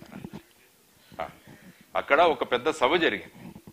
ఆ సభలో ఆయనకి ఒక బిరుదు ఇద్దాం అనుకున్నారు. ఆ ఆ బిరుదు మీరు కనుక్కుంటే ఒకసారి నేను ఇందాక తిరగేస్తున్నప్పుడు నాకు తెలిసింది ఏంటంటే ఆయనకి షాహాజీరావు గైక్వాడ్ గారు అప్పుడు బరోడా మహారాజా ఆయన షష్ఠి సందర్భంగా జ్యోతిరావు పులే షష్ఠి పూర్తి సందర్భంగా ఆయన 1888వ సంవత్సరంలో 11 మే తారీఖున బరోడా మహారాజు గారు పులేకి బుకర్ టీ వాషింగ్టన్ అనే అవార్డు ఇద్దామనుకున్నాను. బుకర్ టీ వాషింగ్టన్ అన్న ఒక అవార్డు ఇద్దామనుకున్నాను. కానీ అక్కడ ఉన్న ప్రజలందరూ కూడా ఆయన్ని మహాత్మాగా పిలిచారు ఆ మీటింగ్ లో. సో అప్పటి నుంచి ఆ అవార్డు వదిలేశారు, కానీ ఆయన్ని మహాత్మాగా పిలవడం మొదలు పెట్టారు. ఇది ఆయన కంప్లీట్ పేరుకున్న విశిష్టం, మహాత్మా జ్యోతిరావు పులే అన్నది ఈ విధంగా. ఎందుకంటే యువతరం ఎప్పుడు కూడా ఒక వ్యక్తి గురించి మనం తెలుసుకోవాలి అంటే ఆ వ్యక్తుల యొక్క గుణగణాలు ఏంటి అన్నది తెలుసుకోవాలి. మనం ఎప్పుడు కూడా ఆ వ్యక్తుల్లోంచి ఆ గుణగణాలను గనక మనం నేర్చుకోగలిగితే మనం కూడా ఆ స్థాయికి వెళ్లే ప్రయత్నం ఉంటుంది. అందువల్ల ఒక వ్యక్తి మనం పుట్టినరోజు జరుపుకుంటున్నాం, జయంతి జరుపుకుంటున్నాం అంటే దాని ప్రధాన కారణం ఆ వ్యక్తి యొక్క గుణగణాలు ఏంటి అని మనం తెలుసుకున్న రోజున మనం కూడా ఆ దిశగా వెళ్లే అవకాశం మనకుంటుంది. తర్వాత ఒక చిన్న సంఘటన చెప్తాను. మహాత్మా ఫులేలో, జ్యోతిబా ఫులేలో ఈ మార్పు ఎందుకు వచ్చింది అన్న దాని గురించి ఒక జరిగిన సంఘటన. ఆయన 1848వ సంవత్సరంలో జరిగిన సంఘటన. ఆ సంఘటన వాళ్ళ మిత్రుడు పెళ్లికి పిలిచాడు జ్యోతిబా ఫులే. ఆ మిత్రుడు బ్రాహ్మణ సమాజానికి చెందిన వ్యక్తి. అక్కడికి జ్యోతిబా ఫులే వెళతారు దానికి. అప్పుడు వాళ్ళందరూ కూడా ఇతన్ని చాలా దుర్భాషలాడతారు. మా పెళ్లిలో నువ్వెందుకు వచ్చావు, ఆ విధంగా ఆయన్ని దుర్భాషలాడిన తర్వాత మిగతా వాళ్ళు కూడా, తన సమాజం వాళ్ళు కూడా తనకు జరుగుతున్న అన్యాయం ఏదైతే ఉందో దాన్ని ఖండించకుండా వాళ్ళు కూడా ఇతన్నే నువ్వెందుకు వచ్చావు ఇక్కడనే అతన్నే ప్రశ్నించడం మొదలుపెట్టారు. కాబట్టి అప్పుడు జ్యోతిబా ఫులే ఏం నిర్ణయించుకున్నారంటే, ఈ దేశంలో బ్రిటిష్ వారి మీద పోరాడడం కన్నా ఈ కుల వ్యవస్థలో ఉన్న అసమానత, వివక్షతను మీద పోరాడడం ప్రధానమని ఆ రోజు ఆయన నిర్ణయించుకుంటున్నారన్నమాట. ఆ రోజు బ్రిటిష్ వాళ్ళ ఇది మళ్ళా చూద్దాం. ముందు మన సమాజంలో ఉన్న ఈ అసమానతలు ఏవైతే ఉన్నాయంటే, ఇన్ఈక్వాలిటీస్ ఏవైతే ఉన్నాయో, ఆ తర్వాత వివక్షతలు ఏవైతే ఉన్నాయంటే డిస్క్రిమినేషన్ ఏదైతే ఉందో, ఈ రెండిటి మీద ప్రధానంగా నేను పోరాడతానని ఆ రోజు ఆయన నిర్ణయించుకున్నారనమాట. దాన్ని ప్రధానంగా ఆయన ఎందుకు చేశారంటే, కుల వ్యవస్థలో ఉన్న దాస్య భావన ఏదైతే ఉందో, అంటే మనం దాసులము, మనం ఈ విధంగా సేవలు చేయాలి అన్న భావన, ఆ భావజాలానికి ప్రధానమైన కారణం అందరికీ విద్య లేకపోవడం అని ఆయన గుర్తించారు. దాంతో ఆయన బ్రాహ్మణేతరులకు, స్త్రీలందరికీ విద్య నేర్పించాలని ఆయన నిర్ణయించాడు. అందుకనే జ్యోతిబా ఫులే గురించి మనం ఎప్పుడైనా ఆలోచిస్తే మొదట మన మనసుల్లోకి వచ్చేది ఆయన అందరికీ అందించిన విద్య. కాబట్టి ఎప్పుడు కూడా ఆయన్ని, ఎందుకంటే విద్య ఏదైతే ఉందో, అందుకే నెల్సన్ మండేలా కూడా అన్నారు, విద్య అన్నది ఒక బ్రహ్మాండమైన అస్త్రం. విద్య అన్నది బ్రహ్మాండమైన అస్త్రం సమాజంలో మార్పు తీసుకురావడానికి. అటువంటి అస్త్రంతో ఒక సాధారణ రైతు కూతురు, ఆయన అన్నాడు, డాక్టర్ అవ్వగలదు. ఒక గనిలో పనిచేస్తున్న కార్మికుడు కొడుకు ఆ గనికి యజమాని అవ్వగలడు. ఆ విధమైనది కేవలం విద్య ద్వారా సాధ్యమని నెల్సన్ మండేలా గారు ఈ మధ్యలో అన్నారు. అంటే ఆయన ఉన్నప్పుడు. కానీ జ్యోతిబా ఫులే గారు అప్పుడే గుర్తించారు. అంటే ఈ విధమైన మార్పులు మనం తీసుకురావాలంటే విద్యను చెప్పాలి. మరి స్త్రీ విద్య కోసం ఎందుకు వెళ్ళాడు అన్నది కూడా మనం ఆలోచించాలి. మహిళా విద్య, అప్పుడు మహిళలకు విద్య నేర్చుకోవడం అన్నది ఎవరు ఎంకరేజ్ చేసేవాళ్ళు కాదు. ఆయన ఏమన్నారంటే, విద్య వివేకాన్ని ఇస్తుంది, పిల్లలను తీర్చిదిద్ది గృహ నిర్వహణ ద్వారా సామాజిక చైతన్యానికి కారణమయ్యేది స్త్రీ. కాబట్టి ముందు స్త్రీని విద్యావంతులుగా చేయాలి అని ఆయన నిర్ణయించాడు. కాబట్టి ఈ విధంగా మొదట ఆడవాళ్లకు మనం చదువు చెప్పాలని నిర్ణయించి ఆయన ఒక స్కూల్కి వెళ్ళి వచ్చాడు. అమెరికన్ స్కూల్ అనేది అహ్మద్ నగర్ లో ఉంది, మహారాష్ట్రలో. ఆ స్కూల్కి వెళ్ళి వచ్చిన తర్వాత ఆయన ఏమన్నానంటే, పూణేలో బుధవారపేటలో ఒక పాఠశాలను ప్రారంభించారు ఆయన 1848వ సంవత్సరంలో. ఇందాక I think somebody has mention. ఆ తర్వాత ఆయన సావిత్రిబాయి గారికి కూడా చదువు నేర్పించారు. సావిత్రిబాయి గారు ఏ విధంగా కష్టాలు పడ్డారన్నది కూడా మనందరికీ తెలుసు. సంచిలో ఒక చీర తీసుకువెళ్లేది ఆవిడ. స్కూలుకు వెళుతున్నప్పుడు ఆ మీద పేడ నీళ్లు చల్లేవాళ్ళు అక్కడ వాళ్ళంతా. కాబట్టి స్కూలుకు వెళ్ళి ఆ చీర మార్చుకొని పిల్లలకు చదువు చెప్పి మళ్ళా ఆ చీర కట్టుకొని ఇంటికి వెళుతుంటే మళ్ళా పేడ నీళ్లు చల్లేవాళ్ళు. కాబట్టి ఇటువంటి పరిస్థితులను ఎదుర్కొన్నా కూడా మనం సాధించాల్సినది సాధించాలన్న పట్టుదల ఏదైతే ఉందో, ఆ పట్టుదల వారిద్దరిని మహనీయులుగా చేసిందనమాట. కాబట్టి మనం నేర్చుకోవాల్సిన ఇంకొక తత్వం ఏంటంటే మనలో పట్టుదల పెంచుకోవాలి. మనకు చిన్న కష్టం ఏదైనా వచ్చినా వెంటనే దాని నుంచి దూరంగా వెళ్ళిపోతాం, ఇదొద్దు మనం చెయ్యొద్దు. కాబట్టి ఈ పట్టుదల అన్నవి మనము జ్యోతిబా ఫులే నుంచి సావిత్రిబాయి ఫులే గారి దగ్గర నుంచి, తర్వాత ఇంతకుముందు చెప్పారు మిగతా కులాల కోసం, అంటరాని కులాల కోసం ఆ వేళ్ళలో అన్నది పిల్లల కోసం కూడా ఆయన చేశారు. ఆ తర్వాత ఆయన 2 పుస్తకాలు రాశారు. ఆయన ఇంతకు ముందు గులాంగిరి పుస్తకం గురించి మాట్లాడడం జరిగింది. ఐ థింక్ ఖాన్ గారు చెప్పినట్టు, అలీం ఖాన్ గారు చెప్పారు గులాంగిరి పుస్తకం గురించి. ఇంకొక పుస్తకం తృతీయ రత్న అన్నది కూడా ఇంకొక పుస్తకం రాశారు ఆయన. తృతీయ రత్న అంటే 3వ కన్ను అన్న దాని గురించి కూడా ఆయన దృక్పథాన్ని, అప్పటి సమాజంలో ఉన్న భేదభావాలు ఏవైతే ఉన్నాయో వాటన్నిటిని రిఫ్లెక్ట్ చేస్తూ ఈ 2 పుస్తకాలను రాశారు, తృతీయ రత్న మరియు గులాంగిరి. గులాంగిరి ఇప్పుడే ఆయన చూపించారు మనకు, స్లేవరీ అన్నదాన్ని ఒక 20 పేజీల PDF కూడా ఉందని. సో ఇవి కూడా చదవాల్సిన అవసరం. ఆ తరువాత ఆయన మీద జరిగిన హత్యా ప్రయత్నం కూడా ఒకటి మార్చుకోవాలి. ఇందాకే అన్నారు, I think somebody has mention about murder attempt జరిగింది ఆయన మీద. ఎందుకంటే సమాజంలో ఇంత మార్పు తెస్తున్నాడు కాబట్టి ఈ మనిషిని మనం ఎలిమినేట్ చేస్తే బాగుంటుందని చెప్పేసి 2 వ్యక్తులను పంపించారు. వాళ్ళలో వచ్చిన వాడు ఒకటి పేరు రామోషే, 2వ వ్యక్తి పేరు ధోండీరామ్ కుంభార్. ఈ 2 వ్యక్తులను మహాత్మా ఫూలేని ఫినిష్ చంపేసేయని వాళ్ళని పంపించారు. వాళ్ళు వచ్చిన తర్వాత వాళ్లతో ఫులే మాట్లాడారు. వాళ్ళు వచ్చి బయట నుంచి అరిస్తే ఈయన వచ్చి ఎవరు అని చెప్పి వాళ్ళిద్దరిని కూర్చోబెట్టి, ఎందుకంటే వీళ్ళిద్దరు కూడా శూద్రులే, శూద్ర సమాజానికి ఏ విధంగా అన్యాయం జరుగుతోందని వాళ్ళిద్దరికీ చెప్పి వాళ్లలో పరివర్తన తీసుకొచ్చి, అందులో ఉన్న రామోసే జీవితాంతం ఫులే గారి అంగరక్షకుడుగా ఉండిపోయాడు, బాడీ గార్డుగా మిగిలిపోయాడు. 2వ వ్యక్తి ఎవరైతే ధోండీరావు కుంభార్ ఉన్నాడో అతను పెద్ద పండితుడయ్యాడు మహారాష్ట్రలో. ఇప్పటికి కూడా అతను రాసిన వేదాచార్ అనే పుస్తకం చాలా ఫేమస్. అంటే మనుషుల్లో పరివర్తన ఎలా తీసుకురావాలన్నది కూడా మనం నేర్చుకోవాలి ఫులే గారి నుంచి. తనను చంపుదామని వచ్చిన వ్యక్తుల్లో కూడా పరివర్తన తీసుకొచ్చి వాళ్లను ఈ విధంగా మార్చాడు. కాబట్టి మనం నేర్చుకోవాల్సిన ఇంకొక గుణగణం ఏంటంటే, మనం ఎవరైనా హాని కలిగించడానికి వచ్చినా కూడా వాళ్లలో పరివర్తన తీసుకురాగలిగితే సమాజం బ్రహ్మాండంగా బాగుపడుతుంది. మనం ముఖ్యంగా చేయాల్సిన విషయం ఏంటంటే, సమాజంలో మనుషుల్ని కలపాలి అన్నది చాలా ప్రధానమైన అంశం.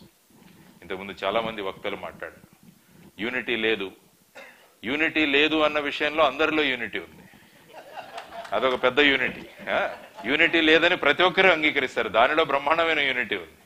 సో ఈ యూనిటీ లేకపోవడానికి ప్రధానమైన కారణం ఏంటంటే మనుషుల్ని కలపడం చాలా ముఖ్యం అన్నది మనం నేర్చుకోవాలి. లీడర్షిప్ మనకు మాత్రమే ఉండాలి, ఇంకొక లీడర్ని నేను ఎదగనివ్వను అనుకుంటే ఆ సమాజాలు కలవవు. కాబట్టి మనం కూడా కొత్త లీడర్షిప్ను తీసుకురావాలి. ఎవరైనా నాకంటే బాగా మాట్లాడే వ్యక్తి ఉంటే అతన్ని ప్రోత్సహించాలి. మనం రేపు నాకంటే బాగా మాట్లాడుతున్నా అంటే మనం చేసేదంటే వాళ్ళని అనిచేస్తారు, వాళ్ళకు అవకాశం ఇవ్వాలి. అటువంటివి కాకుండా కొత్త రకంగా మనం ఆలోచించడం మొదలు పెడితే మనకు కావాల్సింది లీడర్స్, సమాజంలో చైతన్యపరిచే వ్యక్తులు కావాలి సమాజంలో. కాబట్టి అటువంటి వారిని ప్రతి ఒక్కరూ మనం డెవలప్ చేసుకుంటూ వెళ్ళగలిగితే అప్పుడు మనుషులంతా దగ్గర అవుతారు. అందుకనే ప్రతి చోట ఒక చిన్న ఉదాహరణ చెప్తుంటాను. ఒక మాస్టరు 2 పిల్లవాళ్ళకి భారతదేశం యొక్క పటాన్ని 29 ముక్కలు చేసి ఇచ్చారు. ఇచ్చి ఈ భారతదేశాన్ని మాకు కలిపి చూపించు అని. ఒక పిల్లవాడు 10 నిమిషాల్లో భారతదేశాన్ని కలిపేశాడు, ఇంకొక పిల్లవాడికి గంట పట్టింది. అప్పుడు ఈ 10 నిమిషాల్లో భారతదేశాన్ని కలిపిన పిల్లవాడిని అడిగితే ఆ పిల్లవాడు ఏమన్నాడంటే, ఈ భారతదేశం ముక్కల వెనకాల 2 మనుషుల బొమ్మలు ఉన్నాయి, నేను ఆ మనుషులిద్దరిని కలిపాను, తిప్పగానే భారతదేశం కలిసి కనిపించింది నాకు అని చెప్పాను. కాబట్టి మనం చేయాల్సింది ఏంటంటే మనుషుల్ని కలపడం చాలా అవసరం. తర్వాత గొప్ప వ్యక్తులు ఒక ఫీల్డ్లో మాత్రమే వాళ్ళ జ్ఞానం ఉండదు. ఆయన విద్య గురించి బ్రహ్మాండమైన కృషి చేశారు. వ్యవసాయంలో కూడా బ్రహ్మాండమైన అనుభవం ఉన్న వ్యక్తి జ్యోతిబా ఫులే గారు. కాబట్టి మనం ఏంటంటే ఒకే విషయం కాకుండా అన్ని విషయాల్లో మన పరిజ్ఞానాన్ని సంపాదించుకోవడానికి కూడా మనం ప్రయత్నం చేశారు. దీన్నే మల్టీ డిసిప్లినరీ లెర్నింగ్ అంట. సో దాంట్లో ముఖ్యంగా వ్యవసాయం. మీరు యాక్చువల్గా చూస్తే మాంజ్రీ అనే ఒక గ్రామం ఉంది పూణే దగ్గర. అక్కడ మహాత్మా జ్యోతిబా ఫులే మామిడి తోట ఉంది, అది ఇప్పటికీ ఫేమస్. ఆయన వ్యవసాయాన్ని బ్రహ్మాండంగా 200 ఎకరాల్లో ఆయన వ్యవసాయం చేశాడు కొత్త కొత్త పద్ధతుల్లో. అంటే అనేక రంగాల్లో, విద్యా రంగంలో, వ్యవసాయ రంగంలో కార్మిక సమస్యలు కూడా ఆయన ముందుండి నడిపించాడు. మహారాష్ట్రలో చూస్తే మిల్లులు చాలా ఎక్కువ, మిల్స్. ఆ మిల్లుల్లో ఉన్న కార్మికుల యొక్క సమస్యలను ఆయన ముందుండి నడిపించాడు అనమాట. ఆ తర్వాత వచ్చేసి ఆదర్శ దాంపత్యం కూడా మనం ఫులే గారి నుంచి నేర్చుకోవాలి. నిన్నే మనకు శ్రీరామనవమి జరిగింది. సో ఆదర్శ దాంపత్యము అంటే మనం రాముడి గురించి మాట్లాడుకుంటాం, కాబట్టి ఫులే గారి గురించి కూడా మాట్లాడుకోవాలి మనం ఆ సందర్భంగా. నేను చెప్తాను, ఎందుకంటే వాళ్ళకి పిల్లలు పుట్టలేదు, ఇందాక ఒక వ్యక్తి మాట్లాడారు ఇప్పుడు. కానీ ఆయన ఏమన్నాడంటే, వాళ్ళంతా ఏమన్నారంటే సావిత్రిబాయి ఫులేలో ఏదో ఒక లోపం ఉంది కాబట్టి నువ్వు రెండో పెళ్లి చేసుకోమన్నారు. కానీ అప్పుడు ఖచ్చితంగా ఆయన చెప్పాడు, లోపం నాలో కూడా ఉండొచ్చు కదా, ఆవిడ మీద ఎందుకు మనం చేస్తున్నాం, కాబట్టి నేను మళ్ళా రెండో పెళ్లి చేసుకునే ప్రశ్నే లేదని ఆయన చెప్పాడు అనమాట. ఇది ఆదర్శ దాంపత్యం ఎలా ఉండాలంటే అందులో ఫులే గారి ఉదాహరణ కూడా మనం ఇవ్వచ్చు. అంటే ఒక మనిషి ఏ విధంగా అనేక రంగాలలో అతని గుణగణాలను ప్రవేశపెట్టి అతను ఒక ఆదర్శ వ్యక్తిగా తీర్చాలంటే ఎంతో ప్రయత్నం చేయాలి, ఎంతో కష్టపడాలి, ఆ ఆదర్శాలకు నిలబడగలగాలి అన్నది మనం ఫులే గారి జీవితం నుంచి మనం తీసుకోవచ్చు. ఆ తర్వాత ఆయన మున్సిపల్ మెంబర్గా కూడా ఉండినారు పూణేలో. ఆయన 1876 నుంచి 1882 సంవత్సరం వరకు అనుకుంటాను ఆయన మున్సిపాలిటీలో ఆయన ఒక మెంబర్గా ఉన్నారు. వాళ్ళని అప్పుడు మున్సిపల్ కౌన్సిలర్స్ అనేవాళ్ళు. అప్పుడు కూడా ఎన్నో సంస్కరణలు తీసుకొచ్చాడు ఆయన. ఆ తర్వాత మీరందరికీ తెలుసు సత్యశోధక సమాజ్ దీన్ని నిర్మించారు. ఎందుకంటే మహారాష్ట్రలో ఇప్పటికీ కూడా ఇది బ్రహ్మాండంగా ముందుకు వెళుతుంది. దానిలో ముఖ్యంగా శూద్రులలో చైతన్యం తీసుకురావాలి, నిజాన్ని శోధించే సమాజం అంటే సత్యశోధక్ అంటే ఇప్పుడే అన్నారు ఆయన, నిజాన్ని శోధించే సమాజం. వాటిలలో 28 సూత్రాలు ఉంటాయి. ఆ సూత్రాలు చాలా ముఖ్యమైనవి. ఒక విచిత్రమైన తాలీగావ్ అనే ఒక గ్రామం ఉంది పూణేలో. తాలీగావ్ పూణే జిల్లాలో ఒక గ్రామం ఉంది. అప్పుడు ఏంటంటే ఒక నాయి బ్రాహ్మణుడి ఇంట్లో పెళ్లిని బ్రాహ్మణుడు రాకుంటే ఫులే గారు జరిపించేశారు పెళ్లి. అప్పుడు ఏం చేశారంటే బ్రాహ్మణులంతా కూడా ఆ గ్రామంలో ఆ నాయి బ్రాహ్మణ్ణి వెలివేసేశారు. అప్పుడు ఏం చేశారంటే వీళ్ళు కూడా వాళ్ళను వెలివేసేశారు. మేము మీకెవరికి కటింగ్ చేయం, మీకెవరికి గడ్డాలు గీయం అంటే వాళ్ళు గడ్డాలు పెరిగిపోయాయి. దాంతో మళ్ళా రాజీ పడ్డారు ఇద్దరు కలిసి. కాబట్టి ఆ విధంగా అనేక రంగాల చిన్న చిన్న విషయాల్లో కూడా ఫులే గారు ముందుకు తీసుకొచ్చి వాళ్ళలో ఆత్మ చైతన్యాన్ని కల్పించే ఒక గొప్ప పని చేశారన్నమాట. ఆ తర్వాత ఆ ఊర్లో ఉన్న నాయి బ్రాహ్మణులు కూడా వితంతువులకు మేము ఎవరు కూడా గుండు చేయమని ఒక నిర్ణయం చేసేసారు.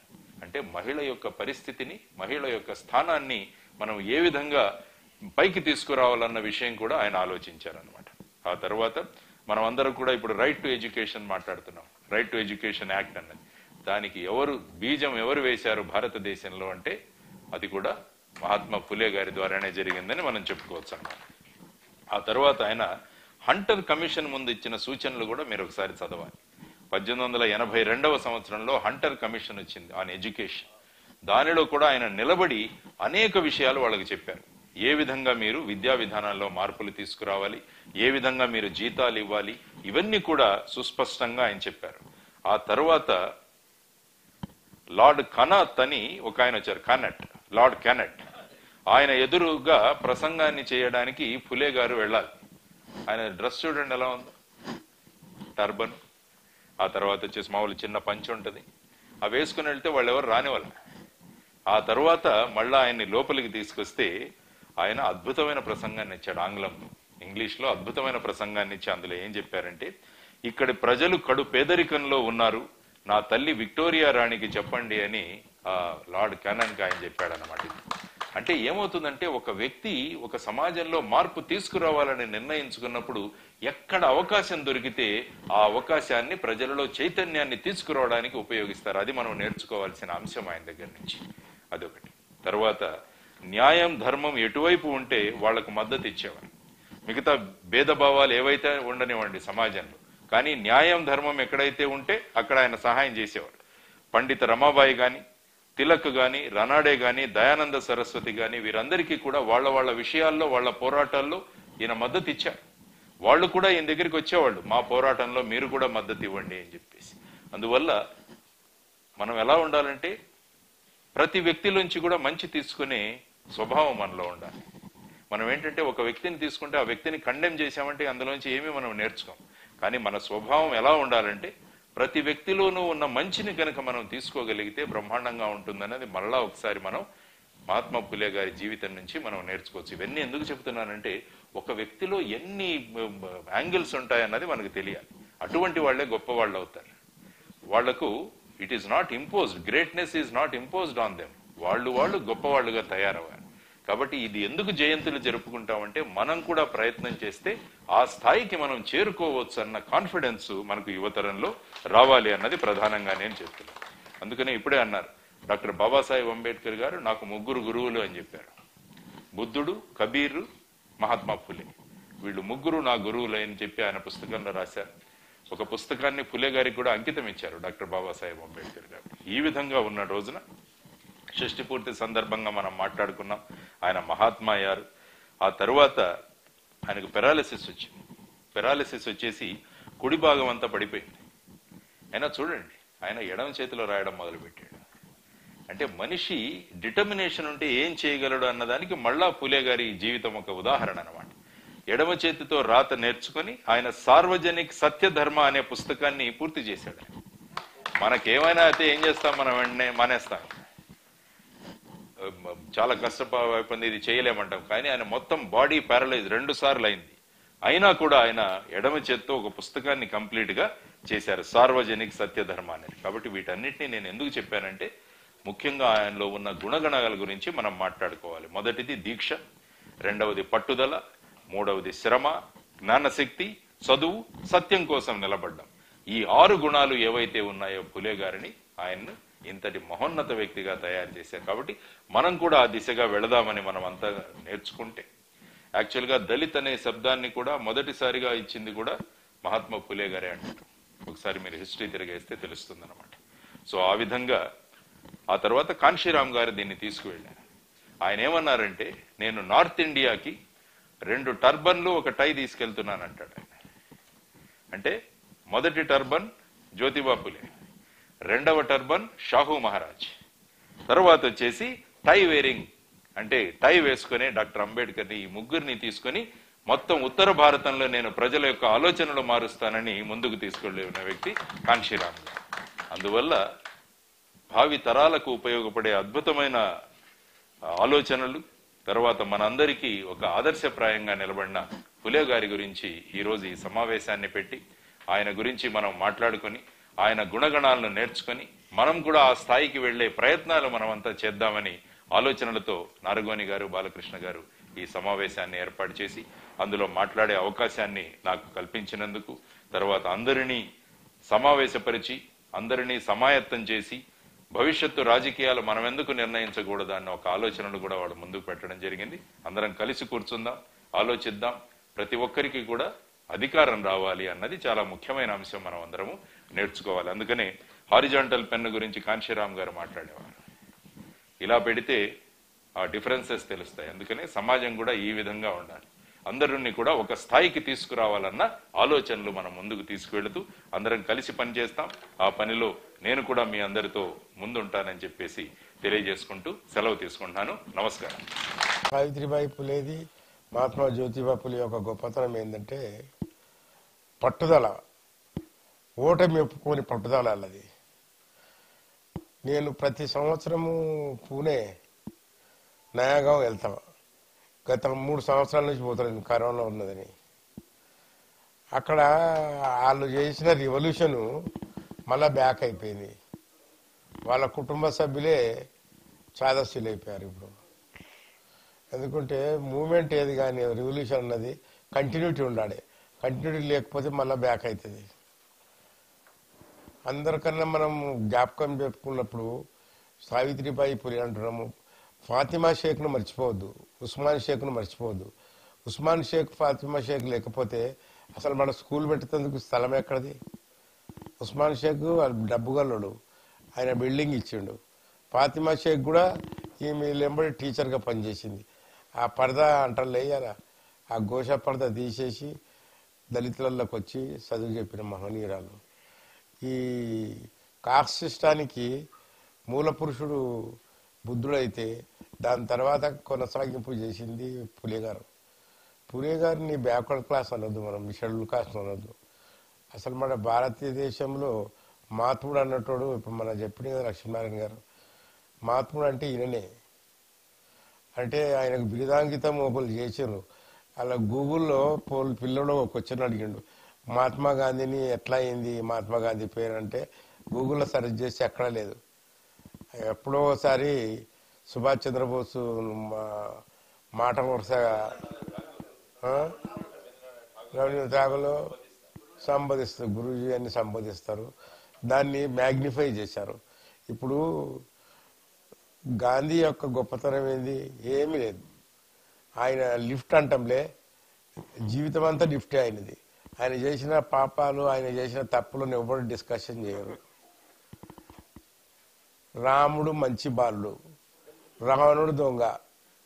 ఇక పిల్లలకు చదువు చెప్పిన తర్వాత రావణుడు ఎక్కడ ఉంటాడు, రావణుడు ఎంత గొప్పవాడైనా కానీ ఉండడు కదా. అన్ని రాంగ్ మెసేజ్. సావిత్రిబాయి పులే గొప్పతనం ఏంటంటే ఈయన చనిపోయిన తర్వాత 7 సంవత్సరాలు మళ్ళా పోరాటం చేసింది ఆమె. పులే గారు చనిపోయినాక 7 సంవత్సరాలు ఆమె పోరాటంలో చనిపోయింది. ఒక బాలుడు ప్లేగ్ వచ్చి అమ్మా నా కొడుకు చచ్చిపోతుందంటే అప్పటికి ఇంగ్లీష్ వాళ్ళంతా భారతదేశం వదిలేసి వెళ్ళిపోయిన వాళ్ళ దేశాలకు. ఈమె దగ్గరికి పోతే నువ్వు సాగు తప్పదమ్మా, నీకు ప్లేగు మనిషి ఇట్లా పట్టుకుంటే అయిపోయాది, అంటరోగం అది అంటే కూడా అది తప్పక ఆ పిల్లగాడు పట్టుకుంటుంది, ఆ పిల్లగానికి ట్రీట్మెంట్ చేస్తుంది, చచ్చిపోతుంది. ఆయన కొడుకు యశ్వంత్ ఎంత గొప్పవాడంటే తల్లిదండ్రులు ఎవరు పెంచుకున్న కొడుకు. ఆమె భర్త చనిపోయిన తర్వాత ఇంట్లో ఫ్యామిలీ మెంబర్సే ఆమెకు ప్రెగ్నెంట్ చేస్తారు. మామలు, బావలు, చుట్టాలు. ఆమె విధవాయి కూడా పుట్టతో ఉందని ఆమె కట్టె తొరలు పెట్టేసి చంపేద్దామన్న ప్రయత్నం చేస్తే ఈయన రక్షించి తీసుకొచ్చి ఆయన ఇంట్లోనే ప్రసవించి పిల్లగాడు, ఆ పిల్లగాని పేరు యశ్వంత్ అన్న పేరు పెట్టిండు. అదే పేరు అంబేద్కర్ కూడా ఆయన కొడుకు పెట్టుకుంటాడు, యశ్వంత్ అని. ఈ జ్యోతిబా పులే యొక్క గొప్పతనం ఏంటంటే గర్వం అన్నది లేదు. ఆయన ఈ మోడర్న్ మాంక్ ఎవరు నేను ఎప్పుడన్నా కాంచీరామ్ గురించి మాట్లాడమంటే మోడర్న్ మాంక్, రబ్బర్ చెప్పులు, చినిగిపోయిన బంటి, నెత్తికి నూనె లేని నెత్తి, ఎక్కడంటే అక్కడ వండుకొనకం, 3rd క్లాస్లో ట్రావెల్ చేసుకోం, రాత్రి అన్నం తినకం.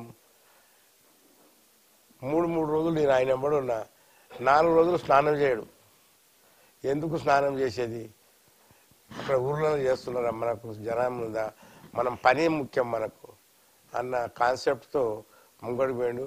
కాంచీరామ్ను మనం అంబేద్కర్ను, పులేను, బుద్ధుణ్ణి జ్ఞాపకం చేస్తున్నాం. కానీ ఈ మోడర్న్ ఏజ్లో కాంచీరామ్ లాంటి యొక్క మనిషి మళ్ళా పుట్టాడు. అంత రిజిడిటీ, కళ్ళు దొమ్మడు, ముఖం కడగడు, అట్నే టీ తాగుతాడు, చెమట వాసన వస్తుంటుంది. కానీ కల్ కైసా బి జరూర్ కరింగే, నా ముందన్న సంగతి చెప్తున్నా మీకు నేను. ఎందుకంటే మొదటి వ్యక్తిని ఇక్కడ హైదరాబాద్కి వచ్చినప్పుడు ఆయన ఎన్నాడు కన్నా మీరు తెలంగాణలో ఇంత ఉన్నారు, మీరు ఎంతమందిని తీసుకురాగలుగుతారంటే నేను 200 మంది తీసుకొస్తుంటే నా వీడు ఆయన అన్నాడు మా దగ్గర 2000 మంది వాలంటీర్స్ ఉంటారు అంటే యూపీఓలు కదా అట్టుగా మాట్లాడుతున్నారు. 2000 మంది వాలంటీర్స్ అంటే 2 లక్షల మంది మనుషులు వస్తారు వీళ్ళ దగ్గరికి అని. అంటే ఆయన చేసిన సేవకు మరి అట్లా అట్రాక్ట్ అయ్యిండు. ఎవరిని అందరూ ఒక పరిభాషనే, రాజకీయంలో పరిభాషను మార్చేసిండు. సాధ్యం గాంధీ సుసాధ్యం చేసిండు ఆయన. ఎవడే కానీ చమార్ అంటేనే ఒక తిట్టుతో సమానం. ఆ చమార్లను ఎంత అమ్ముడు పోని సమాజాన్ని తయారు చేస్తాను నేను. నా గొప్పతనం ఏంటంటే నా చమార్ బిక్నే వాలా నహీ సమాజ్, డట్కే టైర్నే వాలా సమాజ్ కర్తం అని. ఇంకోటి ఏమన్నాడు ఆయన, ఏ కాలే చమార్ బహుత్ కాస్ట్లీ, గోరే చమార్ జల్దీ బిక్ జాతే.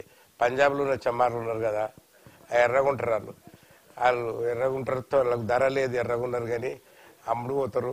ఏ కాలే చమార్ బహుత్ కాస్ట్లీ అయ్యే. ఆయన ఒక్కొక్క మాట మాట్లాడితే ఇగో ఆడ బాబ్రీ మస్జిద్ పడిపోయింది, ఏం చేయాలి అంటే వాళ్ళు పాగల్ఖానా కట్టాడా, లేకుంటే గార్డెన్ కట్టాడే, శౌచాలయం మనం బాత్రూమ్లు కట్టుర్రాడా. రాముడు పుట్టిండు అని దావకా అన్నారు. అది రాముడు పుట్టనీకి ఎవడు చూసిండు రాముడు పుట్టింది. అట్లా మొన్న అట్లా ధైర్యం రాజకీయంలో. ఈయన కూడా పులే గారు అందరికన్నా విధవ ఎవడు అంటే బ్రహ్మనే. కన్న కూతురు సరస్వతితో సంభోగం చేసిన విధవాడు. మీరు ప్రశ్నించే గుణతత్వం నేర్పిండి ఆయన. సత్యశోధక సమాజ్ అంటే సోక్రటీస్ అంటాడు, అంబేద్కర్ బుద్ధుడు అంటాడు. Socrates unexamined life is not worth living. నన్ను ప్రశ్నించండి, దేవతలను ప్రశ్నించండి, వేదాలను ప్రశ్నించండి అని బుద్ధుడు చెప్తాడు.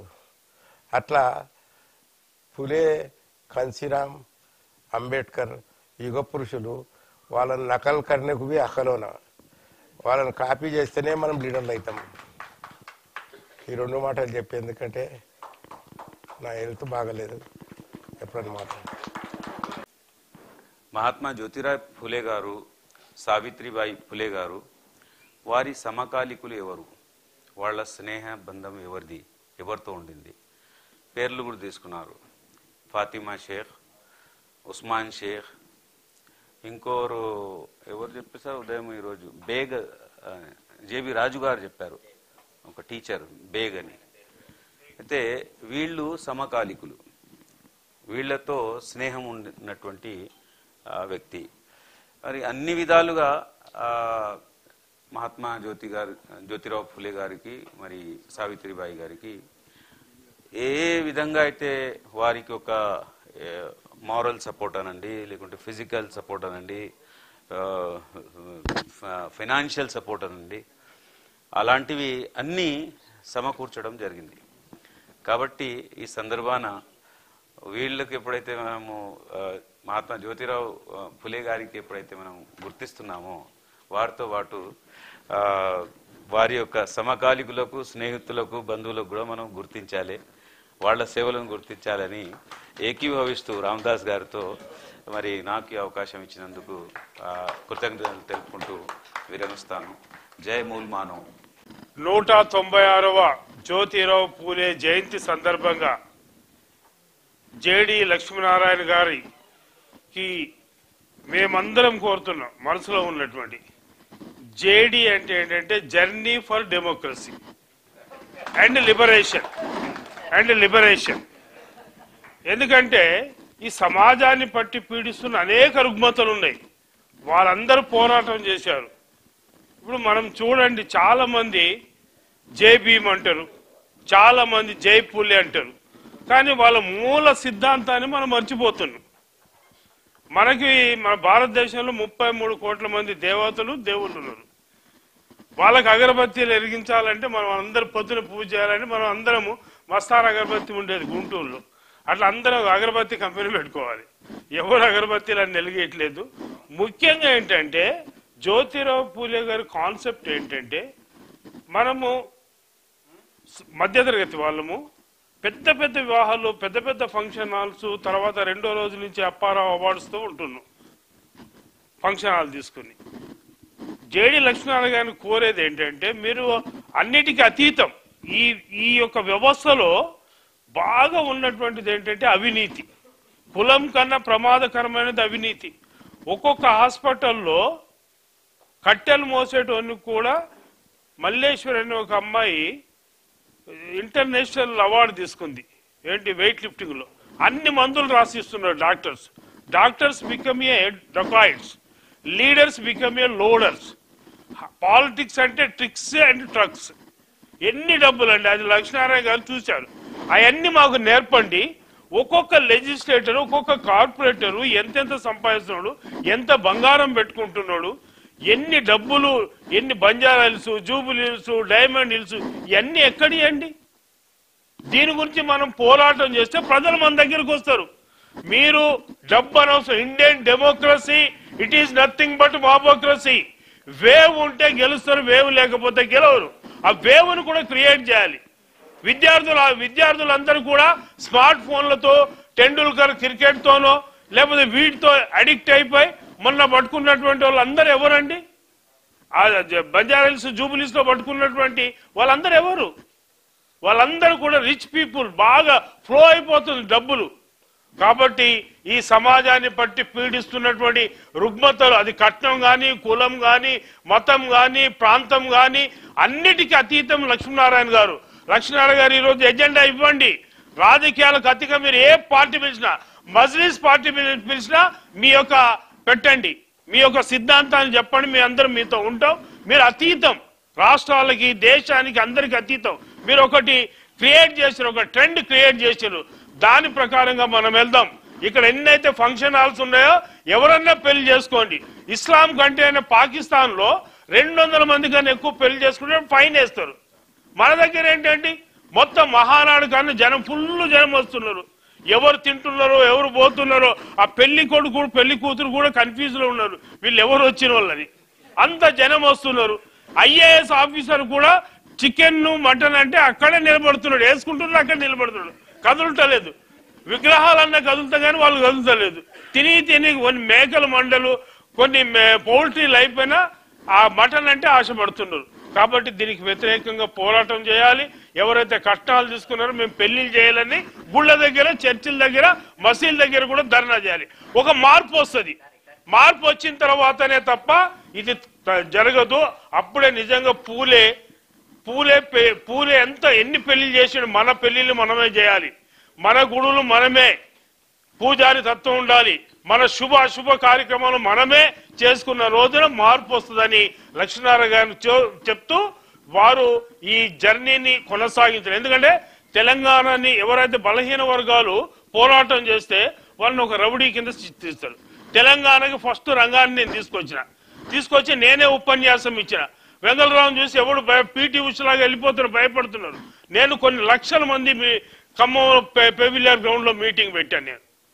కాబట్టి సోదరులారా, అతనికి ఒక ముద్ర ఇచ్చారు. ఇది రాంగ్. అక్కడ ఒక సామాజిక వర్గం ఏ విధమైతే మారణకాండ సృష్టించాం మీ అందరికి తెలుసు.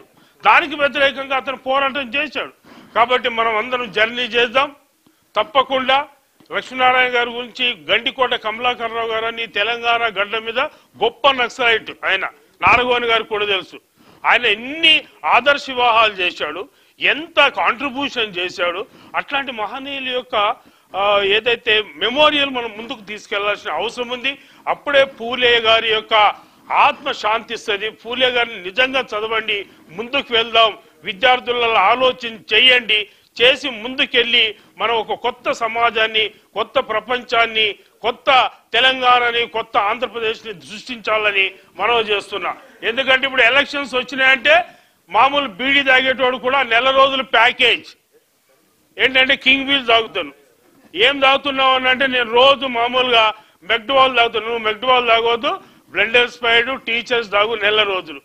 తర్వాత నువ్వేం చేస్తున్నావు అని అంటే ఒకప్పుడు గుడిసెలోళ్ళు, చిన్న చిన్న బీదోళ్ళు, బలహీన వర్గాలు డబ్బులు అడిగేది. అపార్ట్మెంట్ వాళ్ళు మేము పోతే బర్కత్పురాల అపార్ట్మెంట్ వాళ్ళు, మాది అసోసియేషన్ ఉందండి, నేను రిటైర్డ్ సెక్షన్ ఆఫీసర్, మాకు ప్యాకేజ్ చేయండి. ఏం ప్యాకేజ్ చేయాలంటే మొత్తం ఒక కాటన్ తీసుకురావాలి, ఎండాకాలం అయితే కింగ్ ఫిషర్ తీసుకురావాలి, చలికాలం అయితే బ్లెండర్ స్పైడ్ తీసుకెళ్ళాలి, అప్పుడు ఓటేస్తామండి. ఇది సమాజం. కాబట్టి దీన్ని మార్చాల్సినటువంటి అవసరం ఉందని మనవి చేస్తూ ఈ అవకాశం కల్పించిన అందరికీ కూడా ధన్యవాదాలు చెప్తూ ముగిస్తున్నా. జై పూలే, జై అంబేద్కర్. చాలా మంది విద్యార్థులకు మహాత్మా జ్యోతిరావు పూలే గురించి తెలియదు. ఇతను 1827లో ఏప్రిల్ 11వ తేదీన మహారాష్ట్రలో పూణే దగ్గరగా ఉన్నటువంటి ఒక గ్రామంలో జన్మించినటువంటి వ్యక్తి. అది బ్రిటిష్ కాలము. బ్రిటిష్ కాలంలో మరి ఈ పూణే అనగానే కరుడుగట్టినటువంటి బ్రాహ్మణులు, ముఖ్యంగా మరి పేష్వాలు పరిపాలించినటువంటి ప్రాంతం. పూనా అనేది పేష్వాల రాజ్యానికే క్యాపిటల్, బాంబే కాదు. పూనా అనేది పేష్వాల రాజధానిగా వెలుగొందింది. అటువంటి ప్రాంతంలో మరి మహాత్మా జ్యోతిరావు పూలే జన్మించి ఒక గొప్ప విప్లవాన్నే, అంటే ఒక సామాజిక విప్లవాన్నే నిర్వహించినటువంటి గొప్ప వ్యక్తి. ముందుగా అతను పూలే జన్మించే నాటికే మహారాష్ట్ర ప్రాంతంలో మూతికి ముంత కట్టుకొని, నడుముకు ఆకులు కట్టుకొని నడిచే సమాజం. అందుకనే దాన్ని గమనించినటువంటి వ్యక్తి, ఇంతకుముందు జేడి గారు చెప్పారు, తన మిత్రుని యొక్క పెళ్లికి వెళ్ళినప్పుడు పూలే యొక్క వేషధారణ, బట్టలు చూసి ఇతను బ్రాహ్మణ కులానికి సంబంధించిన వ్యక్తి కాదని వెంటనే బ్రాహ్మణులు గుర్తించారు. ఎందుకంటే పెళ్లి ఊరేగింపులో అందరితో పాటు పూలే కూడా నడుస్తూ పోతున్నాడు. అక్కడున్న బ్రాహ్మణులు వెంటనే పసిగట్టారు ఇతను బ్రాహ్మణుడు కాదు, ఇతని వేష, భాష, ధోరణి అంత భిన్నంగా ఉంది, ఇతడు ఒక శూద్రుడు అని గుర్తించి వెంటనే అందరూ చూస్తుండగానే ఆ పెళ్లిలో నుంచి నెట్టివేస్తే బొక్కబోర్లో కింద పడిపోయాడు. చాలా అవమానంగా ఫీల్ అయిపోయాడు అందరి ముందు నెట్టివేసేటప్పటికి. అప్పుడు అర్థమైపోయింది కుల వ్యవస్థ ఎంత కఠినంగా ఉందో. అంటే బ్రాహ్మణ పెళ్లి ఊరేగింపులో ఒక శూద్రుడు నడిస్తే ఏ విధంగా ఉంటుందనేది గమనించడం జరిగింది. ఆ తర్వాత అతను మూతికి ముంతగట్టుకొని నడుముకులు ఆకులు కట్టుకొని నడిచే పరిస్థితి ఏదైతే ఒక చెరువు కట్ట దగ్గర కూర్చొని దీని విషయంలో బాధపడుతున్నటువంటి సమయంలో అదే దారి వెంట చెరువు కట్ట మీద నుంచి మూతికి ముంత కట్టుకొని నడుముకు ఆకులు కట్టుకొని వస్తున్నారు. కూలి చేసుకొని ఇంటికి వెళ్తున్నారు, పట్టణంలోకి వెళ్తున్నారు. వెళ్ళినప్పుడు ఇతను చూస్తాడు మూతికి ఎందుకు ముంత కట్టుకున్నారు అని అంటే, మేము ఈ దారిలో ఉమ్మి వేస్తే ఈ ఉమ్మి వేసిన దారిలో అదే దారి వెంట బ్రాహ్మణులు కనుక నడిచి వస్తే ఆ ఉమ్మిని తొక్కితే అది మహాపాపం అయిపోతుంది కాబట్టి బ్రాహ్మణులు ఆ ఉమ్మిని తొక్కడానికి వీల్లేదు. ఆ అంటరాని కులాల యొక్క ఉమ్మిని తొక్కితే మహాపాపం కాబట్టి ఆ ఉమ్మి కింద పడకుండా ముంతలో ఊసుకొని ఇంటికి పోయిన తర్వాత ముంత కడుక్కోవాలనేది వాళ్ళు ఒక కఠినమైనటువంటి నిబంధనలు నియమించారు. నడుముకు ఆకులు ఎందుకు కట్టుకోవాలి అని అంటే, ఈ అంటరాని కులాల వాళ్ళు నడుచుకుంటూ పోతుంటే ఇసుకలో వాళ్ళ యొక్క పాదముద్రలు పడితే మళ్ళీ అదే పాదముద్రలో వెనకాల నడుచుకుంటూ వచ్చినటువంటి బ్రాహ్మణులు కనుక ఆ పాదముద్రలో పడితే, అడుగులో పడితే అది మహాపాపం అయిపోతుంది కాబట్టి అడుగు ముద్రలను తుడిచివేయటానికి నడుముకు ఒక ఆకుల మండ కట్టుకోవాలని శాసించినటువంటి సమాజం. కాబట్టి అప్పుడు పూలే రియలైజ్ అయ్యాడు.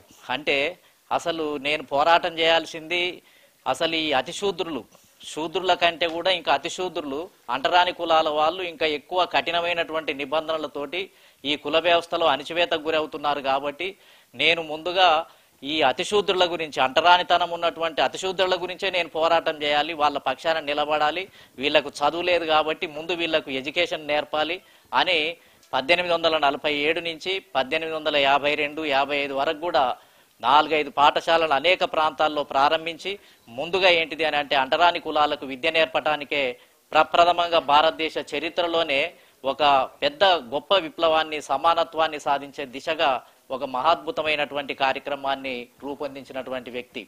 కాబట్టి ఇంకా మిగిలిన విషయాలన్నీ చాలా మంది తెలియజేయటం జరిగింది.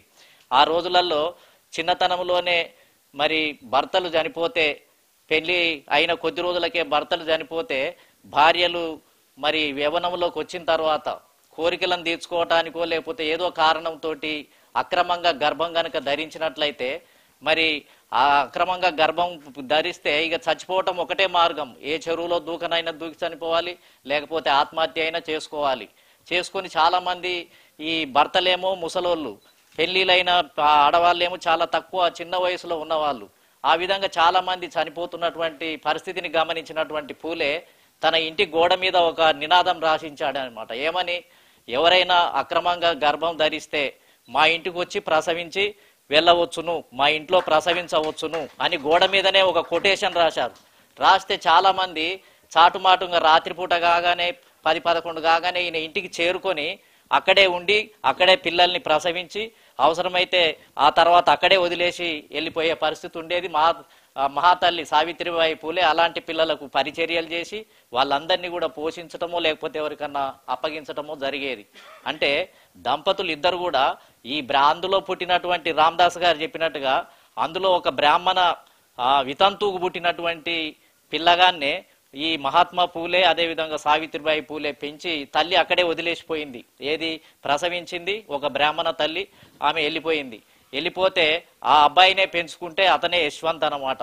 అంటే ఆ తర్వాత అతన్ని ఒక డాక్టర్గా చదివించినటువంటి గొప్ప చరిత్ర ఈ దంపతులది. కాబట్టి మానవతా దృక్పథంలో వీళ్ళని మించినటువంటి వాళ్ళు లేరు. కాబట్టి వాళ్ళు 1863 వరకు కూడా ఏందనంటే విద్యారంగంలో, సామాజిక రంగంలో, అదేవిధంగా పెళ్లిల వ్యవస్థలో విప్లవాత్మకమైనటువంటి పోరాటం చేసినటువంటి చరిత్ర. గ్రామాలలో నేను అనుకుంటాను ఒక 100-150 మంది అసలు ఆదర్శ వ్యూహాలే సత్యశోధక సమాజ్ యొక్క సూత్రాల ఆధారంగా బహిరంగ సభలో పెళ్లిలను నిర్వహించినటువంటి చరిత్ర మహాత్మా జ్యోతిరావు పూలే. గొప్ప విప్లవం అది నిజంగా. ఆ రోజులలో 1873లో సత్యశోధక సమాజ్ అనే ఒక సంస్థను స్థాపించాడు. సెప్టెంబర్ 25వ తేదీన స్థాపించడం జరిగింది.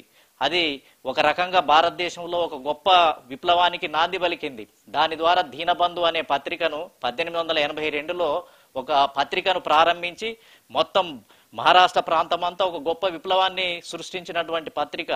దాన్ని దాంట్లో అనేక రకాలైనటువంటి వ్యాసాలు కృష్ణారావు బావేకర్, అదేవిధంగా ఇంకా చాలా మంది సంఘ సంస్కర్తలు కలిపి ఆ ఉద్యమాన్ని నిర్వహించడం జరిగింది. అయితే చాలా మంది మనం ఏమనుకుంటాము అని అంటే, ఈ బ్రిటిష్ వాళ్ళు భారతదేశానికి రావటం వల్ల ఇక్కడ దోపిడీ, ఆర్థిక దోపిడీ జరిగింది, ఇక్కడ అంతా దోచుకొని పోతున్నారు, ఇక్కడ మొత్తం అణచివేత జరిగింది అనే ఒక అపనమ్మకం మనలో ఉంది. కానీ మహాత్మా జ్యోతిరావు పూలే తన పుస్తకంలో ఏం రాయటం జరిగింది అని అంటే, అసలు ఆ దేవుడే భారతదేశానికి బ్రిటిష్ వాళ్ళను పంపించాడో ఏమో. ఎందుకు ఈ దేశంలో శూద్రులు అతిశూద్రులు రోడ్ల మీద నడవటానికి వీల్లేదు, బావి దగ్గర మంచినీళ్ళు తాగటానికి వీల్లేదు, గుడిలోకి పోవటానికి వీల్లేదు, బడిలోకి పోవటానికి వీల్లేదు, తెల్ల బట్టలు వేసుకోవటానికి వీల్లేదు. ఇటువంటి ఈ సమాజానికి బ్రిటిష్ వాళ్ళు వచ్చిన తర్వాతనే ఎవరైనా చదువుకోవచ్చు, ఎవరైనా ఏ బట్టలైనా వేసుకోవచ్చు, ఏ నగలైనా పెట్టుకోవచ్చు, ఏ ఏ ఏ ఏ ఏ రకమైనటువంటి కట్టుబాట్లకు ఉండాల్సినటువంటి అవసరం లేదు, గుడిలోకి వెళ్ళటానికి అవకాశం ఉంది, చెరువులోకి వెళ్ళటానికి అవకాశం ఉందని చట్టాలు శాసనాలు చేసినటువంటి వాళ్ళు బ్రిటిష్ వాళ్ళు. కాబట్టి అంటే అంతకుముందు ఇక్కడున్నటువంటి పెద్ద కులస్తులు, బ్రాహ్మణులు, వీళ్ళు మొత్తం సమాజాన్ని ఎవరు ఎడ కూర్చోవాలి, ఎట్లా నిలబడాలి, ఏ బట్ట కట్టుకోవాలని నియంత్రణ చేసింది ఇక్కడ ఉన్నటువంటి బ్రాహ్మణవాదులు. ఈ దేశంలో పుట్టి పెరిగిన వాళ్ళేమో చాలా మంది చాలా కులాలను ఏంటిది అని అంటే దౌర్జన్యంగా వాళ్ళ మీద పెత్తనం చేసి అణిచివేస్తే, బ్రిటిష్ వాళ్ళు వచ్చిన తర్వాత బ్రాహ్మణుడైనా ఒకటే, దళితుడైనా ఒకటే, బ్రాహ్మణుడైనా ఒకటే, బీసీలైనా ఒకటే, అందరికి సమానమే. చట్టం ముందు ఎవరు తప్పు చేస్తే బ్రాహ్మణుడిని కూడా జైల్లో వేయాలి, చట్టం ముందు అందరూ సమానమే అని చెప్పిండు. కాబట్టి ఇది నిజంగా ఒక గొప్ప రివల్యూషన్. కాబట్టి బ్రిటిష్ వాళ్ళను ఆ దేవుడే పంపించిండో ఏమో ఈ దేశంలో ఉన్న అంటరాని కులాలకు రక్షణగా, శూద్ర కులాలను కాపాడమని ఆ దేవుడే బ్రిటిష్ వాళ్ళను పంపించిండో ఏమోనని రాశాడు. అంటే బ్రిటిష్ వాళ్ళకంటే ఇక్కడ ఉన్నటువంటి ఈ కుల వ్యవస్థ నిబంధనలు పెట్టినటువంటి వాళ్ళే మోసకారులు, ప్రధాన శత్రువులు అని చెప్పటం జరిగింది. 1857లో మొదటి స్వాతంత్ర పోరాటం జరిగింది అని మనం చెప్తున్నాం. ఆ స్వాతంత్ర పోరాటంలో మొత్తం బ్రిటిష్ వాళ్ళు గెలవటమే మంచిది అయిపోయింది అని పూలే రాయటం జరిగింది. ఒకవేళ నిజంగా ఆ పోరాటంలో మళ్ళీ ఈ బ్రాహ్మణులే గెలిచుంటే, నిజంగా అందులో ఉంటే మళ్ళీ కుల వ్యవస్థను మళ్ళా పునర్నిర్మించి మన మీద పెత్తనం చేసే ధోరణి ఉండేది. కాబట్టి ఆ పోరాటంలో బ్రాహ్మణ మూకలైనటువంటి తాంతియా తోపి, నానా సాహెబ్, లేకపోతే ఇంకా కొంతమంది ఎవరైతే ఉన్నారో వాళ్ళు ఓడిపోవటం వల్లనే, సంస్థానాధిపతులు ఓడిపోవటం వల్లనే మళ్ళీ భారతదేశంలో ఇంకా చాలా చట్టాలు రావటానికి, చాలా మార్పులు రావటానికి ఇదంతా కారణమైంది అని చెప్పి ఆయన రాయటం జరిగింది. కాబట్టి ఈ విషయాలు ఎవరికి మనకు అర్థం కాదు. ఇది సూక్ష్మమైనటువంటి విషయాలు, ఎనలైటికల్ గా అర్థం చేసుకుంటేనే తెలుస్తుంది. ఇంకొకటి ఏంటిది అని అంటే, అప్పుడున్న శత్రువులను బయట పెట్టడం జరిగింది. భట్టుజీ, శెట్టిజీలు ఈ దేశంలో ఈ వ్యవస్థలో ఎవరు ప్రధాన దోపిడిదారులు, ఎవరు జంట శత్రువులు అని అంటే భట్టుజీ, శెట్టిజీలు. అంటే భటులు అని అంటే బ్రాహ్మణులు, సేటుజీ అని అంటే బనియా, అంటే వడ్డీ వ్యాపారం చేసి దోపిడీ చేసి రక్తమాంసాలను పీల్చి భూములన్నీ కుదబెట్టుకునే వాళ్ళు సేట్ అని అంటాం. సేటు అని అంటే మన దగ్గర వైశ్యులు, లేకపోతే అక్కడ ఉన్నటువంటి వాళ్ళు బనియా సెక్షన్. అంటే అందరు కాదు, ఆ కులంలో అందరు కాదు, కానీ కొద్దిమంది దాని మీద పెత్తనం చేసే వాళ్ళను ఆయన వర్గీకరించడం జరిగింది. భట్టుజీ, శెట్టిజీలు జంట దోపిడిదారులు. వీళ్ళే కలెక్టర్లు ఉంటారు, రెవెన్యూ ఆఫీసర్లు ఉంటారు, వీళ్ళే టీచర్లుగా ఉంటారు, వీళ్ళే గ్రామ పెత్తందారిగా ఉంటారు, కులకర్ణీలుగా ఉంటారు, దేశముఖులు వీళ్ళే, అదేవిధంగా పటేళ్లు వీళ్ళే. ఏ వ్యవస్థ, ఏ పోస్టు చూసినా అంత వీళ్ళే. కాబట్టి ఈ వ్యవస్థనే గుప్పిట్లో పెట్టుకొని శాసిస్తున్నారు. వీళ్ళే మొత్తం ఏందనంటే ప్రజల యొక్క రక్త మాంసాలను పిండేస్తున్నారు. కాబట్టి వీళ్ళకు వ్యతిరేకంగా పోరాటం చేయటమే గొప్ప విప్లవం అని చెప్పి భట్టుజీ, సేటుజీలకు వ్యతిరేకంగా ఉద్యమాన్ని నడిపినటువంటి గొప్ప వ్యక్తి మహాత్మా జ్యోతిరావు పూలే. అదేవిధంగా తృతీయ రత్న రైతు చేతిలో కొరడా అనే ఒక పుస్తకాన్ని రచించాడు. రైతు చేతిలో కొరడా అనే పుస్తకం అద్భుతమైనటువంటిది. ఆయన రాసినటువంటి పుస్తకాల్లో గులాంగిరి, ఇషారా అనే ఒక పుస్తకం. ఈ పుస్తకాలన్నీ చాలా అద్భుతంగా ఎప్పటికప్పుడు ఆ వ్యవస్థనంతా కూడా విశ్లేషించి చెప్పడానికి చాలా ఉపయోగపడింది.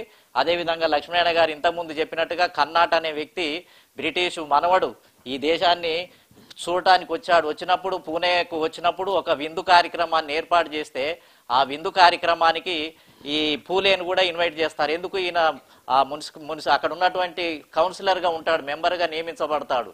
అతనికి పాస్ ఇస్తే ఈ రుమాలు కట్టుకొని మాసిపోయినటువంటి రుమాలు, చిరిగిపోయినటువంటి ఆ షర్టు, అదేవిధంగా చెప్పులు లేకుండా జుట్టంతా మాసిపోయి వేషాధారణతోటి అందులోకి వెళ్తాడు. వెళ్ళి ఈయన వంతు వచ్చినప్పుడు మాట్లాడమని మైక్ ఇస్తే ఇంగ్లీష్లో అనర్గళంగా మాట్లాడతాడు. ఎందుకనంటే ఈయన స్కాటిష్ స్కూల్లో ఇంగ్లీషు మీడియం చదివినటువంటి వ్యక్తి. ఏమని మాట్లాడతారు? మీ బ్రిటిష్ వాళ్ళు ఈ దేశంలో రావటం వల్ల బ్రిటిష్ రాని మీ నాయనమ్మ ఎవరైతే ఉందో మీ నాయనమ్మకు చెప్పు, ఈ బ్రిటిష్ వాళ్ళు ఈ దేశానికి రావటం వల్ల కొన్ని వెసులుబాటు కలిగింది, కొంత మెరుగైన ఫలితాలు వచ్చినాయి. కానీ ఇప్పటికి కూడా ఈ దేశంలో కలెక్టర్లు అందరూ మళ్ళా బ్రాహ్మణులే, బనియాలంతా వీళ్ళే, అగ్రకులాలే, కుల వ్యవస్థవాదులే మళ్ళీ ఎక్కువ పోస్టులలో నియమించబడుతున్నారు. ఇంకెక్కువ మార్పులు జరగలేదు. మా కష్టాలన్నీ మీ అమ్మమ్మ మీ నాయనమ్మకు చెప్పండి, పోయి చెప్పమని విజ్ఞప్తి చేస్తూ అనర్గళమైనటువంటి ఉపన్యాసాన్ని ఇవ్వటం జరిగింది. కాబట్టి ఇతను నిజంగా ఒక గొప్ప, ఎప్పటికప్పుడు తన యొక్క సమస్యలను విశ్లేషించి చెప్పడంలో దిట్ట. అదేవిధంగా మొత్తం దాంట్లో జాతీయ కాంగ్రెస్ ఎప్పుడు ఏర్పడింది? 1885లో ఏర్పడింది. పూణేలోనే ఏర్పడ్డది. జాతీయ కాంగ్రెస్ ఏర్పడ్డది కూడా బాంబే పట్టణంలోనే ఏర్పడింది. కాబట్టి అక్కడ ఉన్నటువంటి దాన్ని మొత్తం గమనిస్తే ఇది కుల వ్యవస్థ సమర్థకులే, చాతుర్వర్ణ సమర్థకులే ఈ జాతీయ కాంగ్రెస్ లో ఉన్నారు. కాబట్టి ఈ జాతీయ కాంగ్రెస్ మనది కాదు, దీంట్లో చేరొద్దు అని చెప్పి మొదటిసారిగా పిలుపునిచ్చినటువంటి వ్యక్తి కూడా మరి జ్యోతిరావు పూలేనే.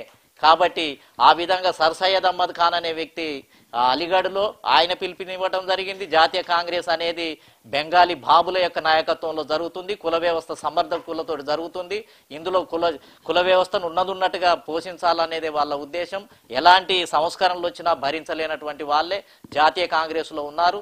దీన్ని వ్యతిరేకించండి, దీంట్లో చేరొద్దు అని చెప్పి పిలుపునిచ్చినటువంటి మొదటి వ్యక్తి మహాత్మా జ్యోతిరావు పూలే. కాబట్టి మరి మహాత్మా జ్యోతిరావు పూలే వేసినటువంటి పునాది వల్లనే మహారాష్ట్ర ప్రాంతం అంతటా కూడా సత్యశోధక సమాజ్ శాఖలు విస్తృతమయ్యాయి. అదేవిధంగా మొత్తం ఏందనంటే ఆ తర్వాత ఛత్రపతి సాహు మహారాజ్ దాని వారసుడిగా వచ్చారు. ఆ తర్వాత బాబాసాహెబ్ అంబేద్కర్, ఇద్దరు సమకాలికులే, ఛత్రపతి సాహు మహారాజ్, అంబేద్కర్. ఒక సమావేశంలోనైతే ఛత్రపతి సాహు మహారాజ్ ఒక మహాసభకు అధ్యక్షుడు, బాబాసాహెబ్ అంబేద్కర్ ముఖ్య అతిథి. ఏది కునిబి కులస్తుల యొక్క మహాసభకు అటెండ్ అవుతారు. అనగారిన డిప్రెస్డ్ క్లాసెస్ అసోసియేషన్ అని చెప్పి జరిగింది. దాంట్లో సాహు మహారాజ్ అయితే ఈ భారతదేశానికి కాబోయే నాయకుడు బాబాసాహెబ్ అంబేద్కరే, ఈయనే కనిపిస్తున్నాడు. పూలే ఉద్యమాన్ని ఈ దేశంలో అణగారిన వర్గాలకు కావాల్సినటువంటి హక్కులు అధికారాల గురించి పోరాటం చేసే శక్తి ఈ అంబేద్కర్కే ఉంది, ఈయనే మీ నాయకుడు అని ప్రకటించడం జరిగింది. తర్వాత ఆయన చెప్పినట్టుగానే బాబాసాహెబ్ అంబేద్కర్ ఇలా భారతదేశానికి మరి ఒక వెలుగును చూపినటువంటి నాయకుడిగా మన ముందుండటం జరిగింది. కాబట్టి వీటి నుంచి మనం గుణపాఠం తీసుకున్నప్పుడు ఇలా రాజకీయ సమానత్వమే జరగాలి. ఒకప్పుడేమో సామాజిక సమానత్వం కోసం పోరాటం చేశాం, కానీ ఇలా సామాజిక సమానత్వం ఎంత లేదన్నా కొంత అందుబాటులోకి వచ్చేసింది. నీళ్లు తాగుతున్నాం, గుడిలోకి పోతున్నాం, మనకు నచ్చిన బట్ట వేసుకుంటున్నాం, హోటళ్లలో అందరం తాగుతున్నాం, టీ తాగుతున్నాం, అంత వెసులుబాటు వచ్చేసింది. కానీ ఎక్కడ అసమానత్వం ఉంది? అలా రాజకీయ రంగంలో అసమానత్వం ఉంది. రాజకీయ రంగాన్ని కొన్ని కులాలే గుప్పిట్లో పెట్టుకున్నాయి. రెడ్లు 41 మంది ఎమ్మెల్యేలుగా ఉన్నారు తెలంగాణ అసెంబ్లీలో, 11 మంది వెలమ ఎమ్మెల్యేలు అసెంబ్లీలో ఉన్నారు. బీసీలు 52% ఉన్నా అందరు కలిపినా 18 మంది ఎమ్మెల్యేలు లేరు. ఇవాళ బీసీలలో దాదాపు 50-60 కులాలకు నాయి బ్రాహ్మణ గాని, కుమ్మరి గాని, కమ్మరి గాని, వడ్రంగి గాని, అనేక పూసల గాని, అనేక కులాలు దాదాపు 50-60 కులాలకు అసెంబ్లీలో ఎమ్మెల్యే లేడు. అంటే ఏంది? అసమానత్వమే, రాజకీయ అసమానత్వమే కొనసాగుతుంది. కాబట్టి ఇవాళ రాజకీయ సమానత్వం కోసమే, పొలిటికల్ జస్టిస్ కోసమే మనం పోరాటం చేయాల్సినటువంటి అవసరం ఉంది. బాబాసాహెబ్ అంబేద్కర్ కూడా పొలిటికల్ పవర్ మాస్టర్ కీ అని చెప్పడం జరిగింది. ఈ పొలిటికల్ పవర్ మాస్టర్ కీ అనే దాని ద్వారా సామాజిక రంగాన్ని ఓపెన్ చేయాలి, ఆర్థిక రంగాన్ని ఓపెన్ చేయాలి, అదేవిధంగా అన్ని రంగాలను ఓపెన్ చేసి గ్లోబలైజేషన్లో వచ్చే ఎల్పిజి ఏదైతే లిబరలైజేషన్, గ్లోబలైజేషన్, ప్రైవేటైజేషన్లో వచ్చిన మార్పులను పొలిటికల్ పవర్ మన చేతుల్లో ఉంటే వాటిని సమర్థవంతంగా మన వాళ్ళకి అందరికీ ఆ ఫలాలను అందించడానికి మనకు శక్తి వస్తుంది. కాబట్టి పాలక వర్గం ద్వారానే ఏంటిది అని అంటే అన్ని రంగాలను మనం కబ్జా చేయడానికి అవకాశం ఉంది. కాబట్టి రాజకీయ ఉద్యమం ద్వారానే, ఓటు అనే ఆయుధం ద్వారానే ఇవాళ రాజకీయ రంగాన్ని చేజిక్కించుకోవాలి. 93% మంది తెలంగాణలో బహుజనులే, 93లో 40% ఓట్లు వచ్చిన మనమే ఈ రాష్ట్రాన్ని పరిపాలించే శక్తి ఉంది. కాబట్టి దానికోసం మనం తయారు చేసి ఒక నాయకత్వాన్ని, విశ్వాసం కలిగినటువంటి నాయకత్వాన్ని తయారు చేసి ఆ దిశగా మనం ముందుకెళ్లాల్సినటువంటి అవసరం ఉంది. నిజంగా పూలే ఇచ్చినటువంటి నిజమైనటువంటి నివాళి ఇవాళ రాజకీయ రంగంలో ఉన్నటువంటి అసమానతలను తొలగించడానికి రాజకీయ రంగాన్ని పట్టుకునే దిశగా మనం అంతా పనిచేయాలని చెప్పి కోరుతూ మరి నాకు ఈ అవకాశం ఇచ్చిన మీ అందరికి కూడా కృతజ్ఞతలు తెలియజేస్తూ సెలవు తీసుకుంటున్నాను. జై పూలే, జై భీమ్, జై భారత్.